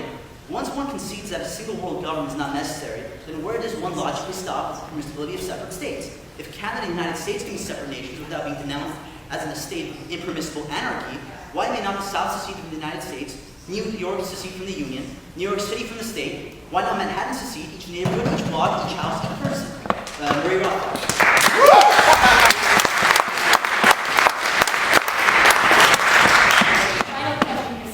Thank you, Madam Speaker. So I know that Mr. McCurchan really doesn't like repressive laws or compulsory education or any of these terrible states things, but it seems that smaller political communities, that is smaller communities with a monopoly on the use of force, have a tendency to enforce such things far more draconian ways, and that nationalism and cultural chauvinism, when combined with state apparatus, is far more likely to produce repressive results.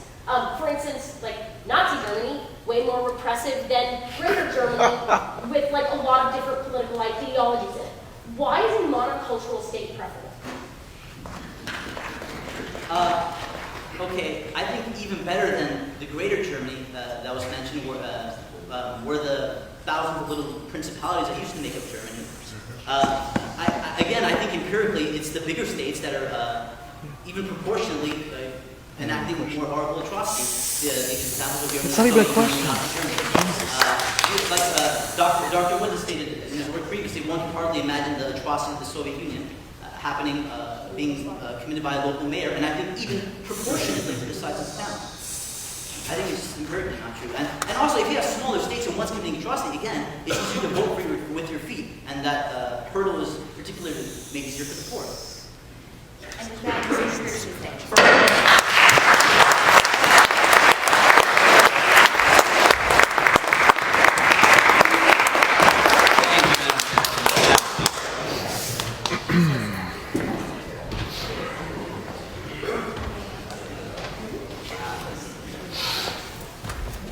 Thank you, Madam Speaker.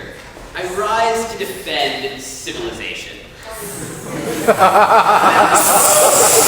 Any conservative must believe that current arrangements are the product in no small part of a difficult process of reconciliation that hangs by a thread. Any drastic action to dismember a polity is likely to unleash the very forces kept at bay by the existence of any polity. Now, I am a big fan of the Union. I like our central government. I like the Constitution. It's been good for liberty. There are some way smaller states that are bad, like Spain. The Basques should secede. It seems, though, that this is paradigmatically a question of the order that the secessionists are trying to solve, which is a question of particularism. In the United States, where we have relatively robust and free civic norms, it would be a tragedy to lose the political community undergirded by those norms. In a place with no history of limited government, say Saudi Arabia, I don't quite see what the point is of keeping a large state together. But it seems as though the logic that leads people to support secession, namely that things should be decided on the smallest level possible, should also lead to a principle of prudence in determining which states to break up. And that should lead us to prescind from a general principle of secession. I yield to questions. Yeah, the one question to Mr. McCurchan. No, thank you. Okay, he yields it to the floor. Questions, the gentleman. R. Andrew Rule, Chairman of the Pilot Party. Give me your lose. A or A?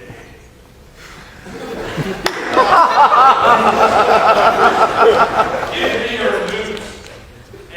Is that a dichotomy?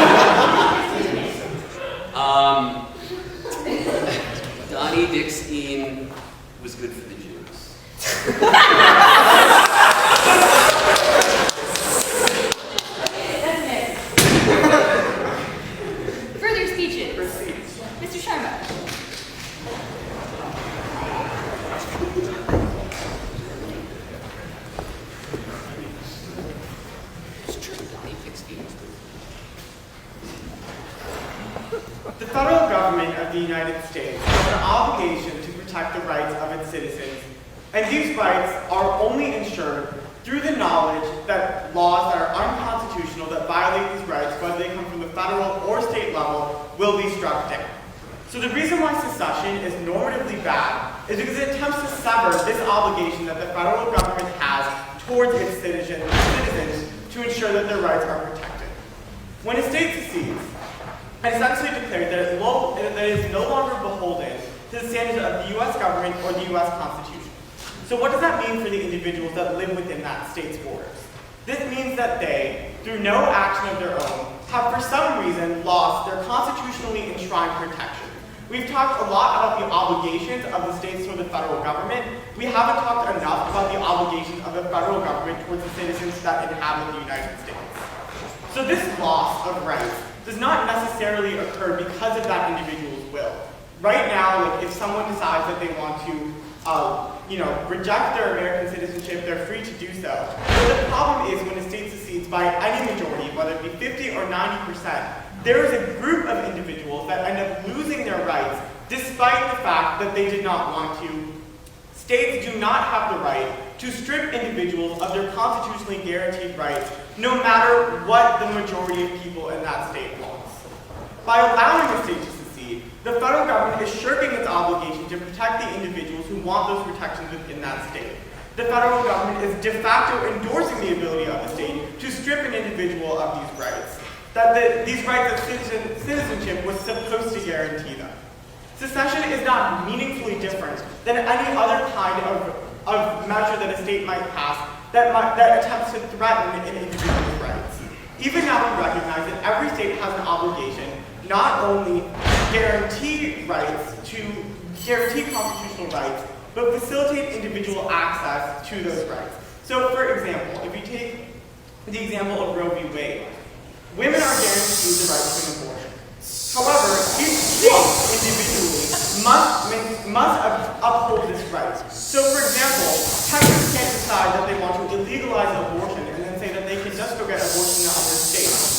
So, because of no reason other than a plurality of people in that state, the federal government is retracting the geographical areas over which it is willing to ensure people their rights. So for that reason, I'm super proud to be in the narrative. Proud to be in the name. Mr. Mute. Thank you, Madam. So why does this retraction of rights necessarily only go in that direction? Wouldn't theoretically the federal government offer less rights than the state wants to give its citizens, and they could secede and expand those rights? Okay, thanks. I actually ran out of time, so you've given me an opportunity to say something I wanted to say earlier. And that's that marginalized groups, when states are designed to secede, are those that are least likely that are able to voice their opinions about whether or not they are in favor of secession. So if a group is marginalized in a state with the protection of the federal government in place, if that state ends up removing itself from the union, those individuals are likely only going to become more marginalized. So if we talk about, slavery, or if we talk about even in a modern day example, how states in the South are more likely to disenfranchise people of color, those individuals are more likely to only face further oppression if those states were to secede.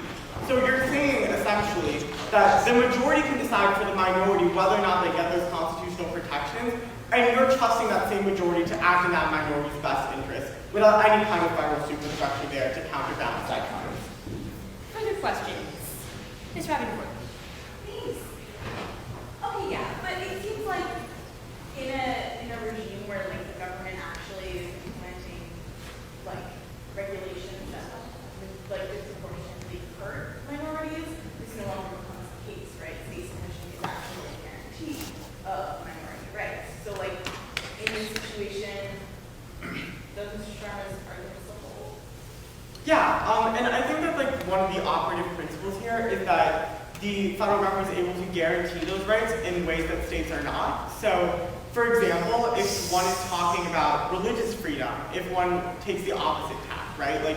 If one is looking at a group that's currently marginalized, and they are seceding from the union as a whole, then if that let's just make this more concrete here. Let's say you have a super far left group that wants to get rid of religion. right? And then they end up having a majority in the state and secede from the union. The problem still holds that religious individuals in that state do not have their rights protected, despite the fact that the federal government has an obligation towards them. So there are ways in which individuals who are marginalized, or the majority, if you look at the union as a whole, could end up becoming oppressors in a situation where they're guaranteed their own state. So the only way to ensure populations across the board that they're all going to have these fundamental rights protected is if you have these counterbalancing interests existing on this kind of like super national level that provides greater protections and that has stronger norms ensuring this protection. And with that, Mr. Sharma is thanked. Further speeches. Mr. Nagakar, the gentleman who has a complicated last name, but I nonetheless like him great.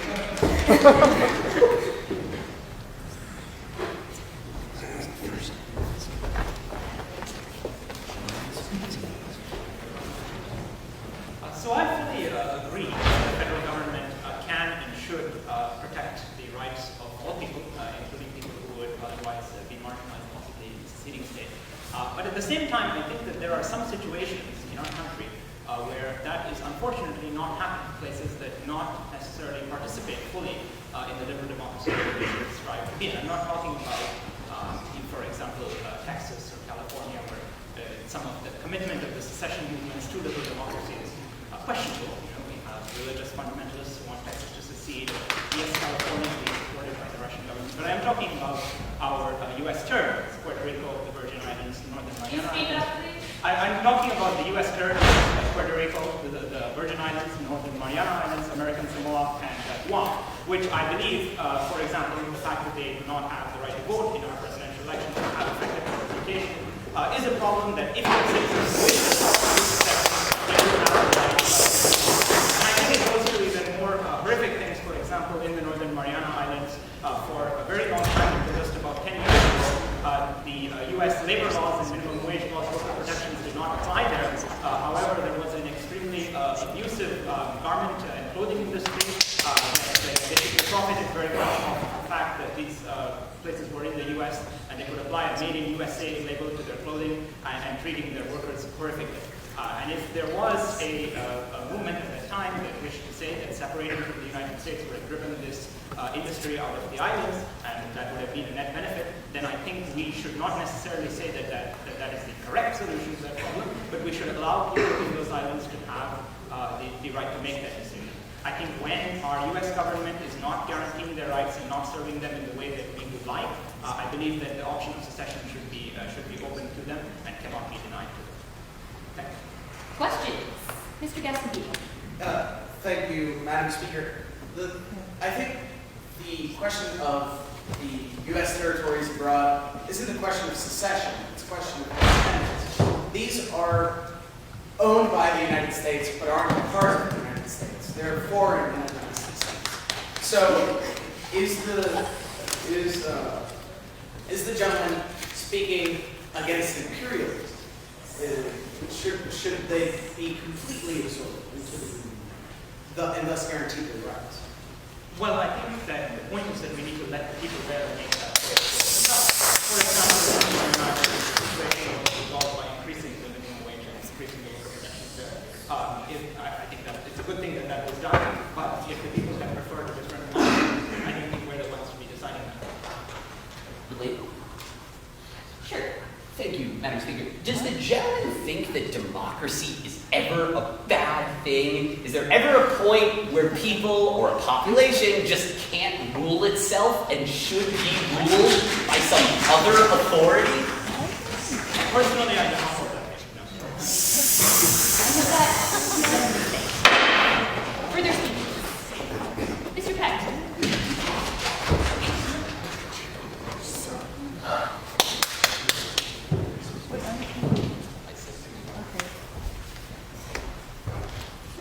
Okay, so I'm like not qualified to be giving this speech right now. I really don't know enough about what I'm about to say to really say it. But like, what is happening here? How on earth has no one talked about, like seriously talked about slavery in this debate? Like, what is actually happening that is not a critical feature of the secession debate? Like we're talking about secession and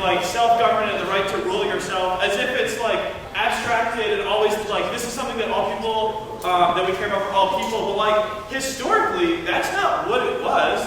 I mean, that's not why people cared about secession. That's not why people cared about states having power, right? Secession morphed immediately into the states' rights movement.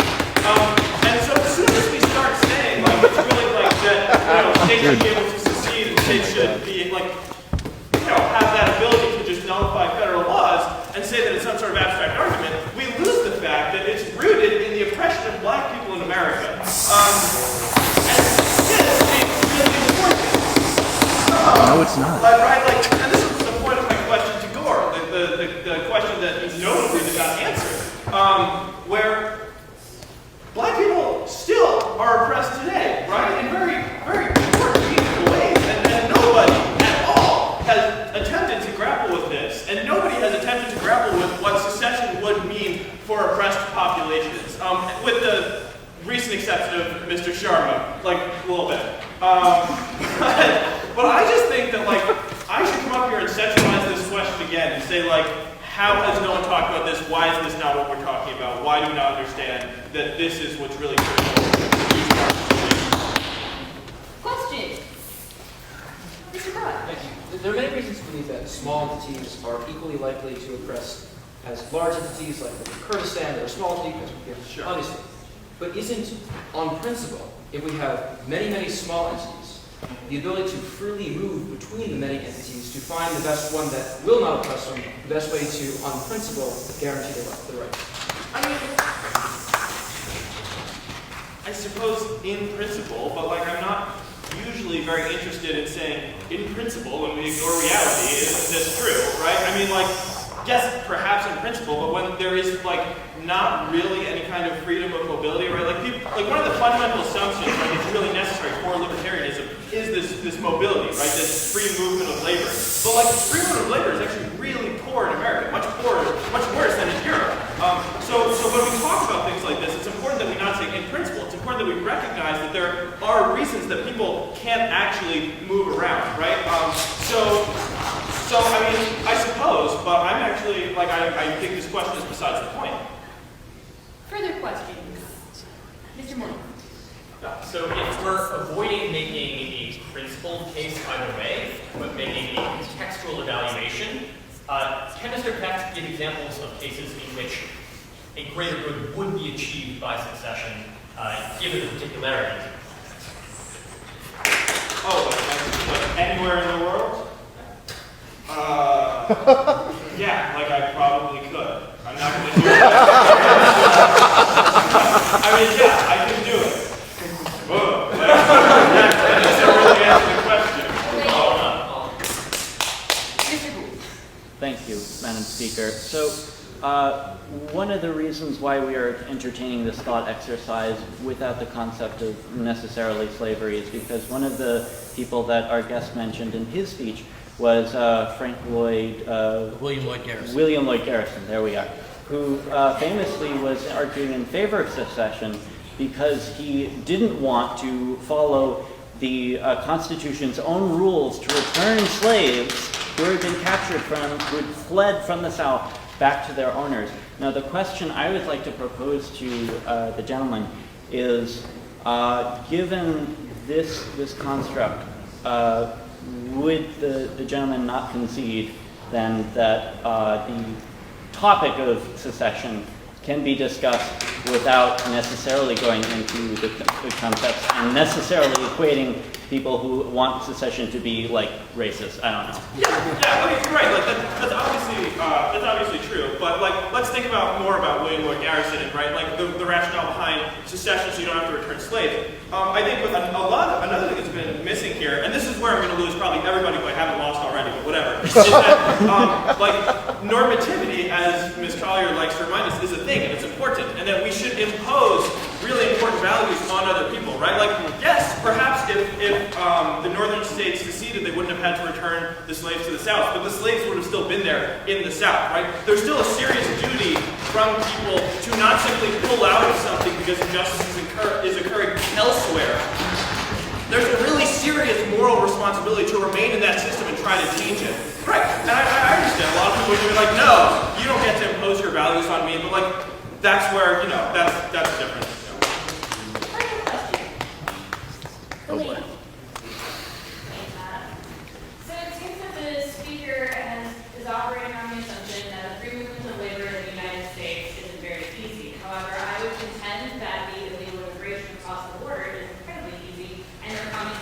get jobs. So when sanctuary cities are bucking the trend of the federal government actually being more of a guarantor of the rights of minorities than the federal government themselves, and therefore secession would be I'm sorry, could you repeat that? I couldn't hear you. Oh, yeah, sorry. So The end part. The end part? Okay, so sanctuary cities then that are bucking the federal government are actually a better guarantor and would be a better guarantor and able to succeed in protecting minority rights than the federal government is itself. Perhaps this is true. I don't think that if sanctuary cities seceded from the Union, they would actually be successful in protecting minorities. I don't think the Union would allow them to secede, but I mean, yeah. Again, this is my answer to Mr. Morgan's question. Like, there are instances in which individual areas would become better off for their citizens by seceding and ruling themselves. Obviously, like, that's just a sort of a trivial point here. The more important point, well, in that it's obviously true, like almost by definition. But like, what's more important here is that we not simply ask that people do what is best for them, right? That A, they think about racism, but also B, just going back to the normativity point, that they think about the other people, that they understand that there's a moral responsibility for them to help other people, and that they can't just run away from the problem by succeeding and pretend that they have, that they have clean hands. That's, I'm not going to use the word I'm thinking of, but it's nonsense, right? Alright, secondary gentlemen. For their speeches. Yeah, the speech.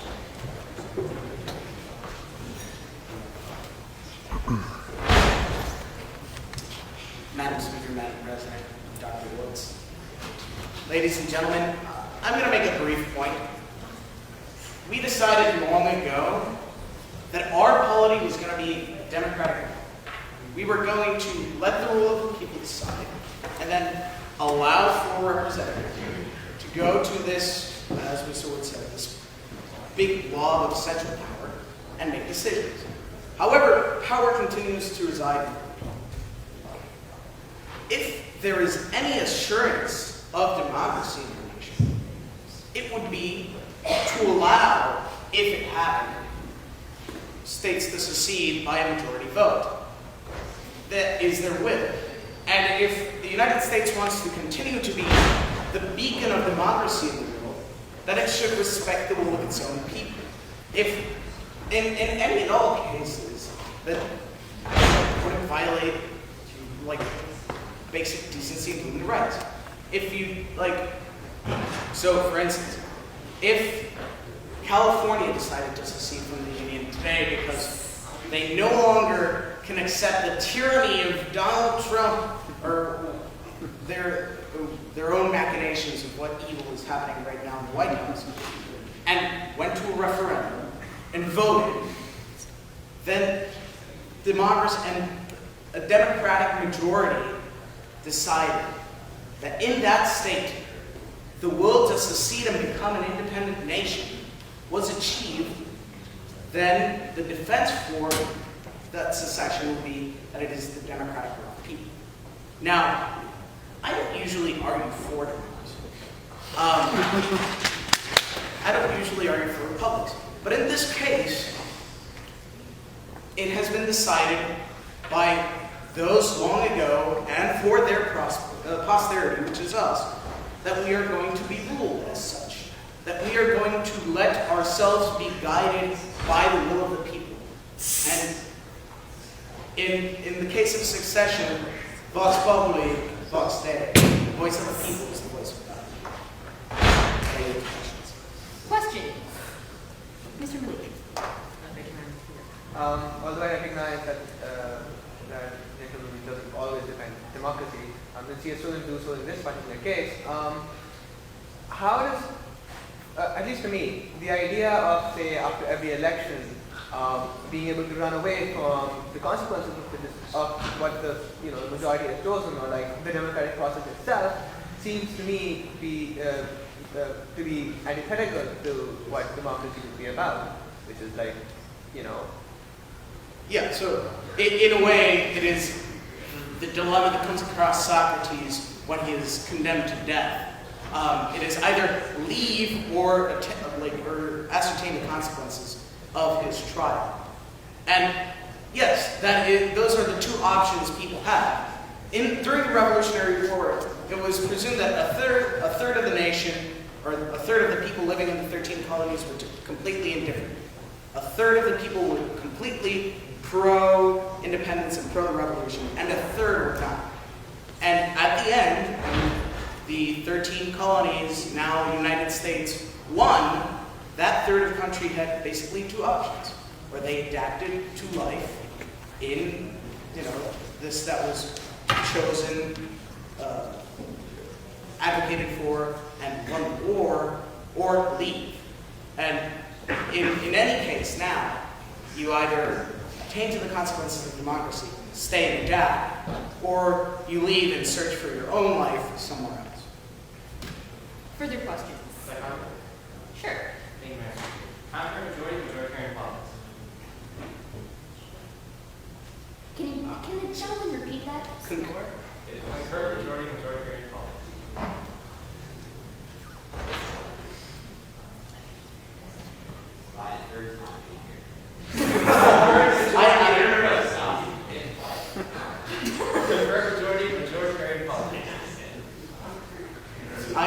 I'm going to go with the first because I am a big supporter of Johnson Travis.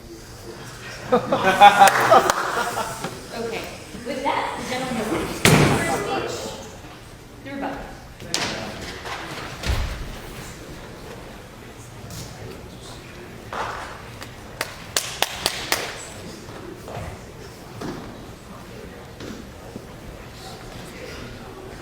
All right, I'm not going to stand up here and lie and pretend I have knowledge of the Constitution or some deep knowledge of whatever topics we've been talking about. I want to address the principle of succession itself. So it seems to me that it sounds a lot like this. To use an analogy, there's 50 kids playing on the playground. One of them disagrees with what the rest of them have decided. He says, "I don't like you. I'm taking my toys and going home."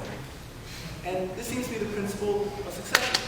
So one state simply says, "I don't like where you're going. I'm going to take my stuff and leave and do my own thing."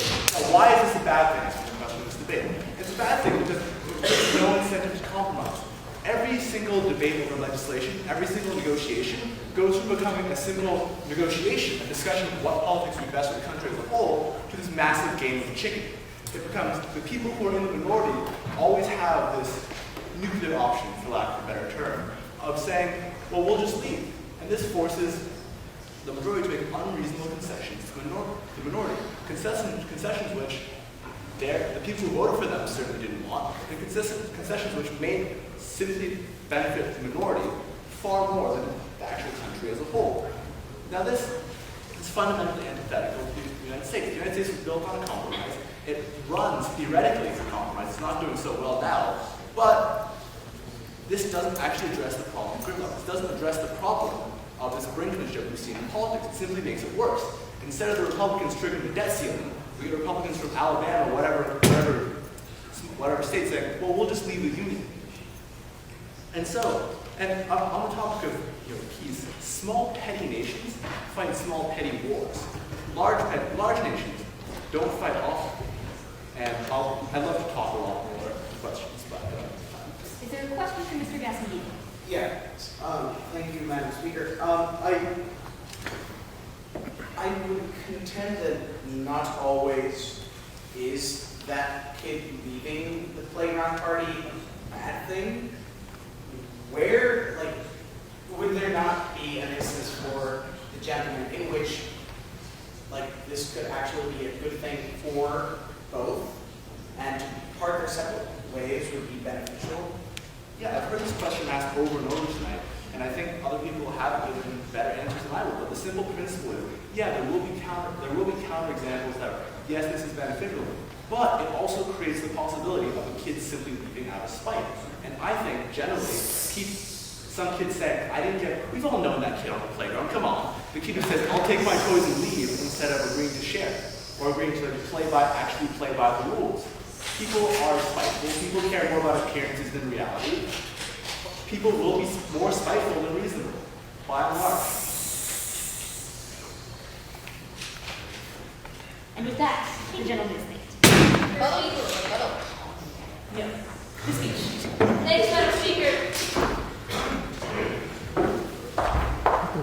Okay, I'm not going to get up here and pretend I don't know anything about the Constitution, because I do, starting with that. Second, I will be the only person I suspect who will be heard in the neg arguing for freedom this evening, and here's why. Small states are more likely to prevent oppression of the independent, and they are more likely to have cultural hegemonies. As evidence, we can look at the fact that nationalism as a movement evolved alongside the Enlightenment principles that lead us to think that secession might be a good idea. In fact, the idea that we are, Mr. Woods made the contention that it used to be that everyone just had a little small country and then the Enlightenment happened and we started pulling Europe together. But this simply isn't the case. France got put together by 1400, England by about 1200. Russia was one reasonable country by 1300, Poland, Lithuania by 1100. We see an amalgamation of states in an era where centralized control is very difficult. Larger states actually have a lot more trouble doing this kind of centralized control thing. When we get smaller states, as in the nationalistic movement, that's when we get countries that decide that their culture, because they have a monolith of culture, is something that the state should enforce. No one even addressed the resolution. The logic. All right, I don't mind moving this fight. Should secessionist movements be violently suppressed? All right, I'm going to go That's the quickly exact because right. it's late, and that's also an excuse to have really superficial responses. So, first one's for Brian Cashin, who helped get me here. So you'd think I would at least do the decency of not mentioning his terrible arguments. But actually, I'm not sure. Is this done in the spirit of a roast? Because that's how I'm doing it.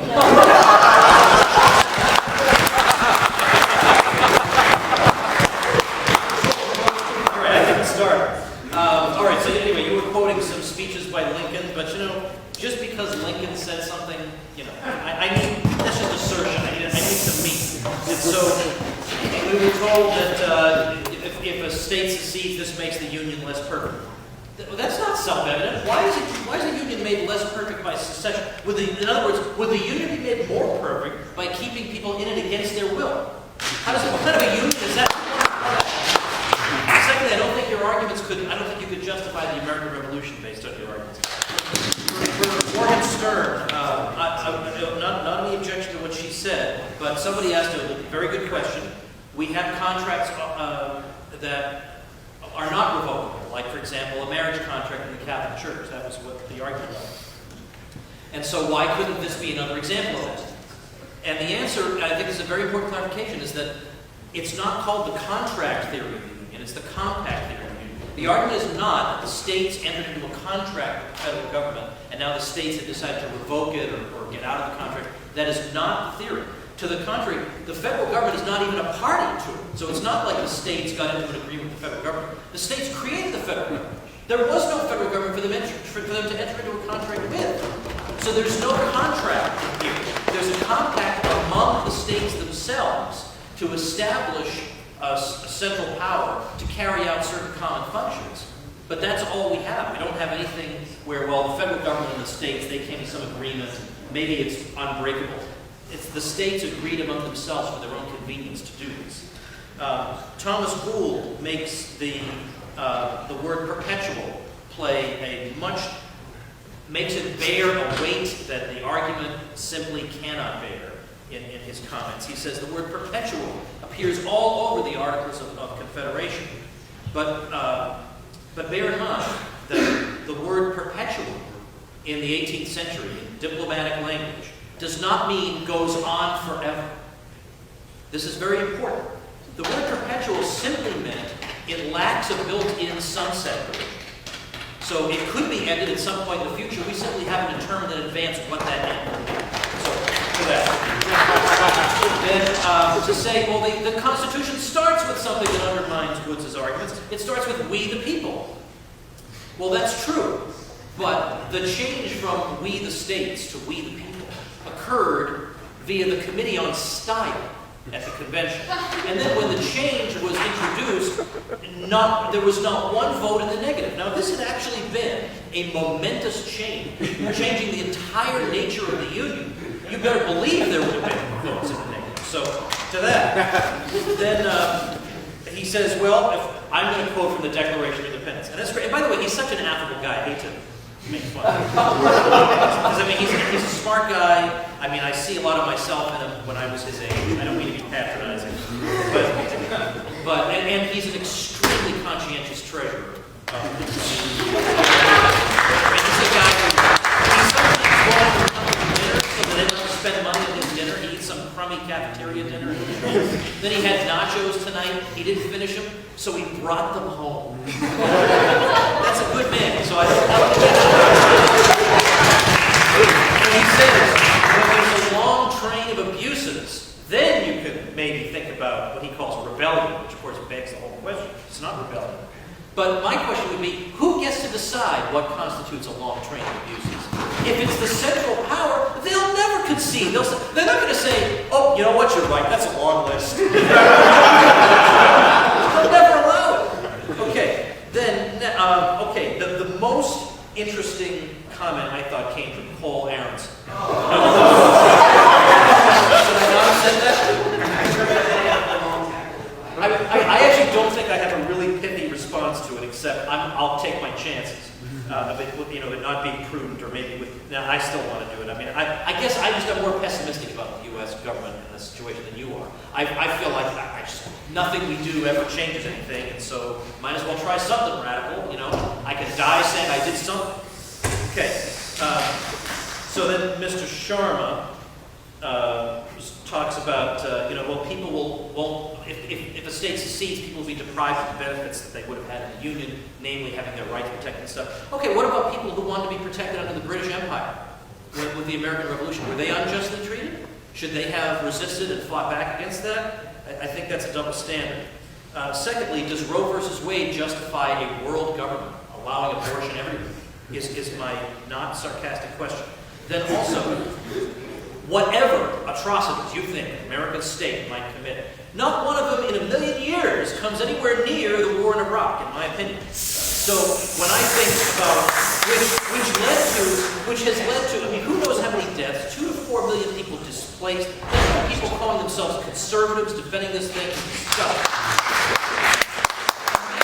the United States had divided into 2 or 3 countries. I know that's blasphemy. Suppose they had. Are you sure all 3 of them would have wanted to enter World War I, which is an absolute epic disaster, which accelerated every bad trend in Europe, led to all kinds of problems, including the rise of a certain party I have forsworn to discuss? Would they all have the same foreign policy? I mean, would they all be doing the same stupid crap? Maybe they would, and that would have changed the world for the better. But we can't, we're so stuck in this conventional way of thinking, and we think we're cheeky half the time, when actually we're just boring, conventional thinking. Think about how the world would be different if there hadn't been some U.S. federal government running the whole damn world all the time. All right, for Mr. Peck, he's the most affable guy I've met the whole night. Okay? All right? But what he said is just wrong, like wronger is wrong as wrong can be. This is all about slavery. No, it's not. It is not about slavery. Let's trace it out. Let's trace out the history of states versus the federal government. Yes, it's true, some states had slavery. I know. But let's go through the history. 1798, the Virginia and Kentucky resolutions are drafted by Jefferson and Madison. They say the states can nullify an unconstitutional federal law. Now, what are they talking about there? Are they talking about the federal government trying to abolish slavery and we have the right to resist that? No. They were talking about New Englanders who basically wanted to make it a crime to criticize the president. People in Virginia were saying, my copy of the Constitution doesn't allow that. And we're going to resist it because this is a federal government of limited powers. That's what it says in the Kentucky resolutions. And the rest of the powers are reserved to the states. We never delegated any power to police our speech. That you couldn't call John Adams a fat ass, which people were calling him, and were being fined in jail for that, including a U.S. congressman. That had nothing whatsoever to do with slavery. I mean, we don't have to be obsessed constantly with race. There are things that have nothing to do with race.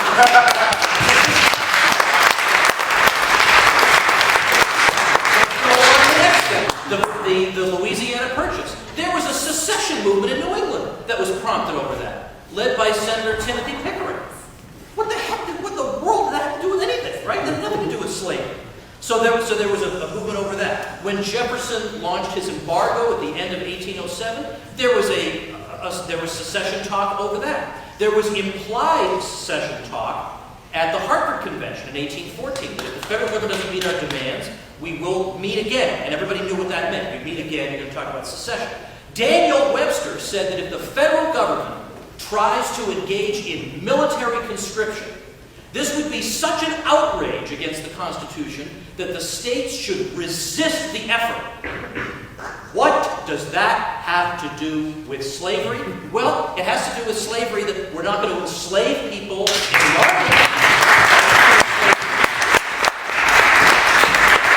How about but let's say a little something about slavery.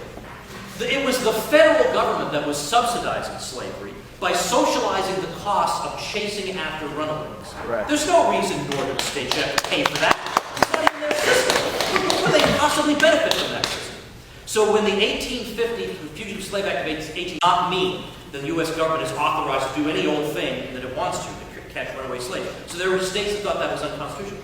In Wisconsin, the state legislature quoted from the Kentucky resolutions of Jefferson, and their state Supreme Court quoted from them saying, we must resist this imposition on our state sovereignty. And there were meetings held throughout Milwaukee where they were handing out handbills saying, stand for our state sovereignty against this federal government that is oppressing black Americans and not giving them a trial when they run away. They stood up for this on the grounds of what? Their states.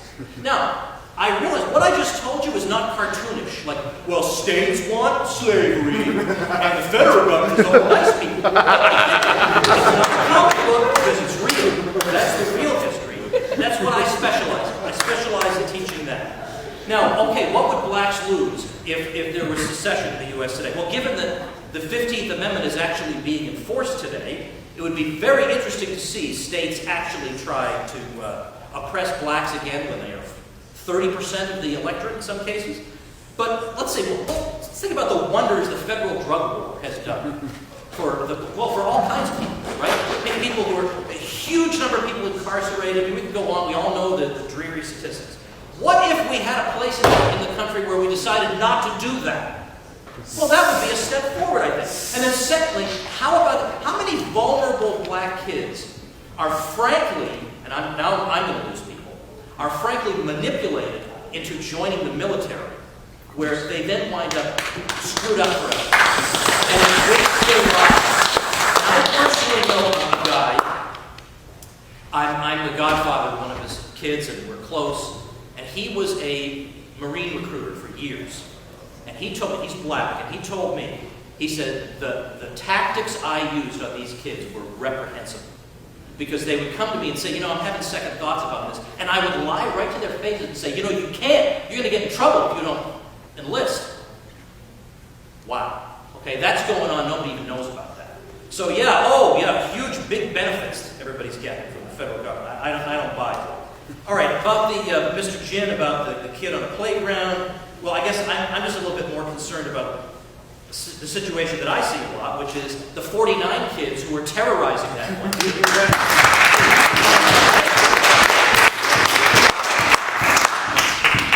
Sometimes to seek justice and to seek peace in society simply means if we have an irreconcilable difference, instead of just saying the majority must rule and do, how about we say, F that? How about I rule me, you rule you, and we try and make that work. We're trying to and then finally, with Ms. Stein, these are good arguments that she makes, and they deserve better than my quick reply.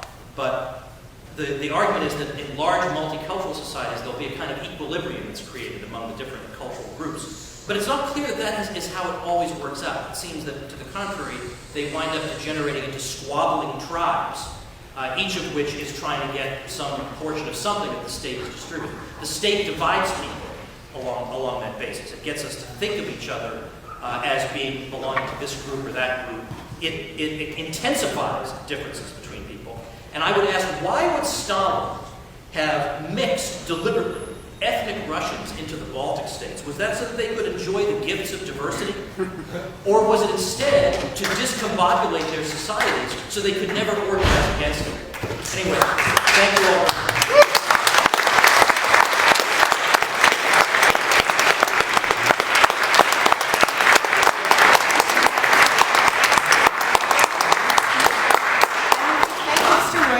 Fine remarks on our floor this evening. Second. Thank you. I move we thank the Pointer Fellowship for their support in bringing Mr. Woods to us this evening.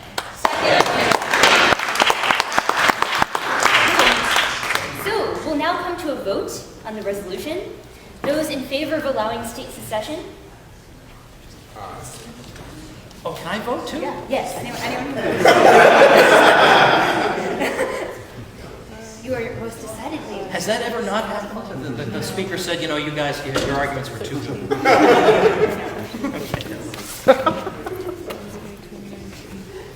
Can we change the word, those in favor of violently suppressing state suppression? State secession? Because that's what it is.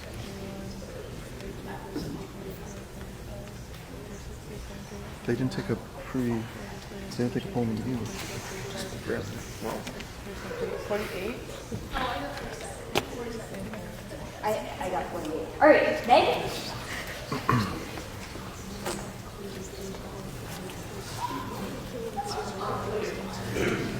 I'm going to watch out for all these people. Don't trust these people. Point of what? Just say it. Here.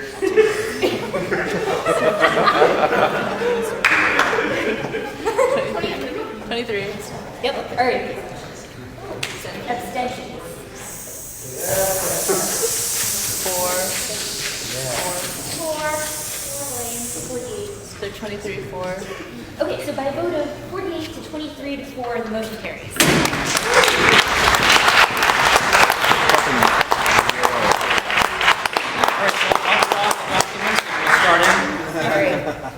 Is there an appropriate motion? Yes. I move we adjourn.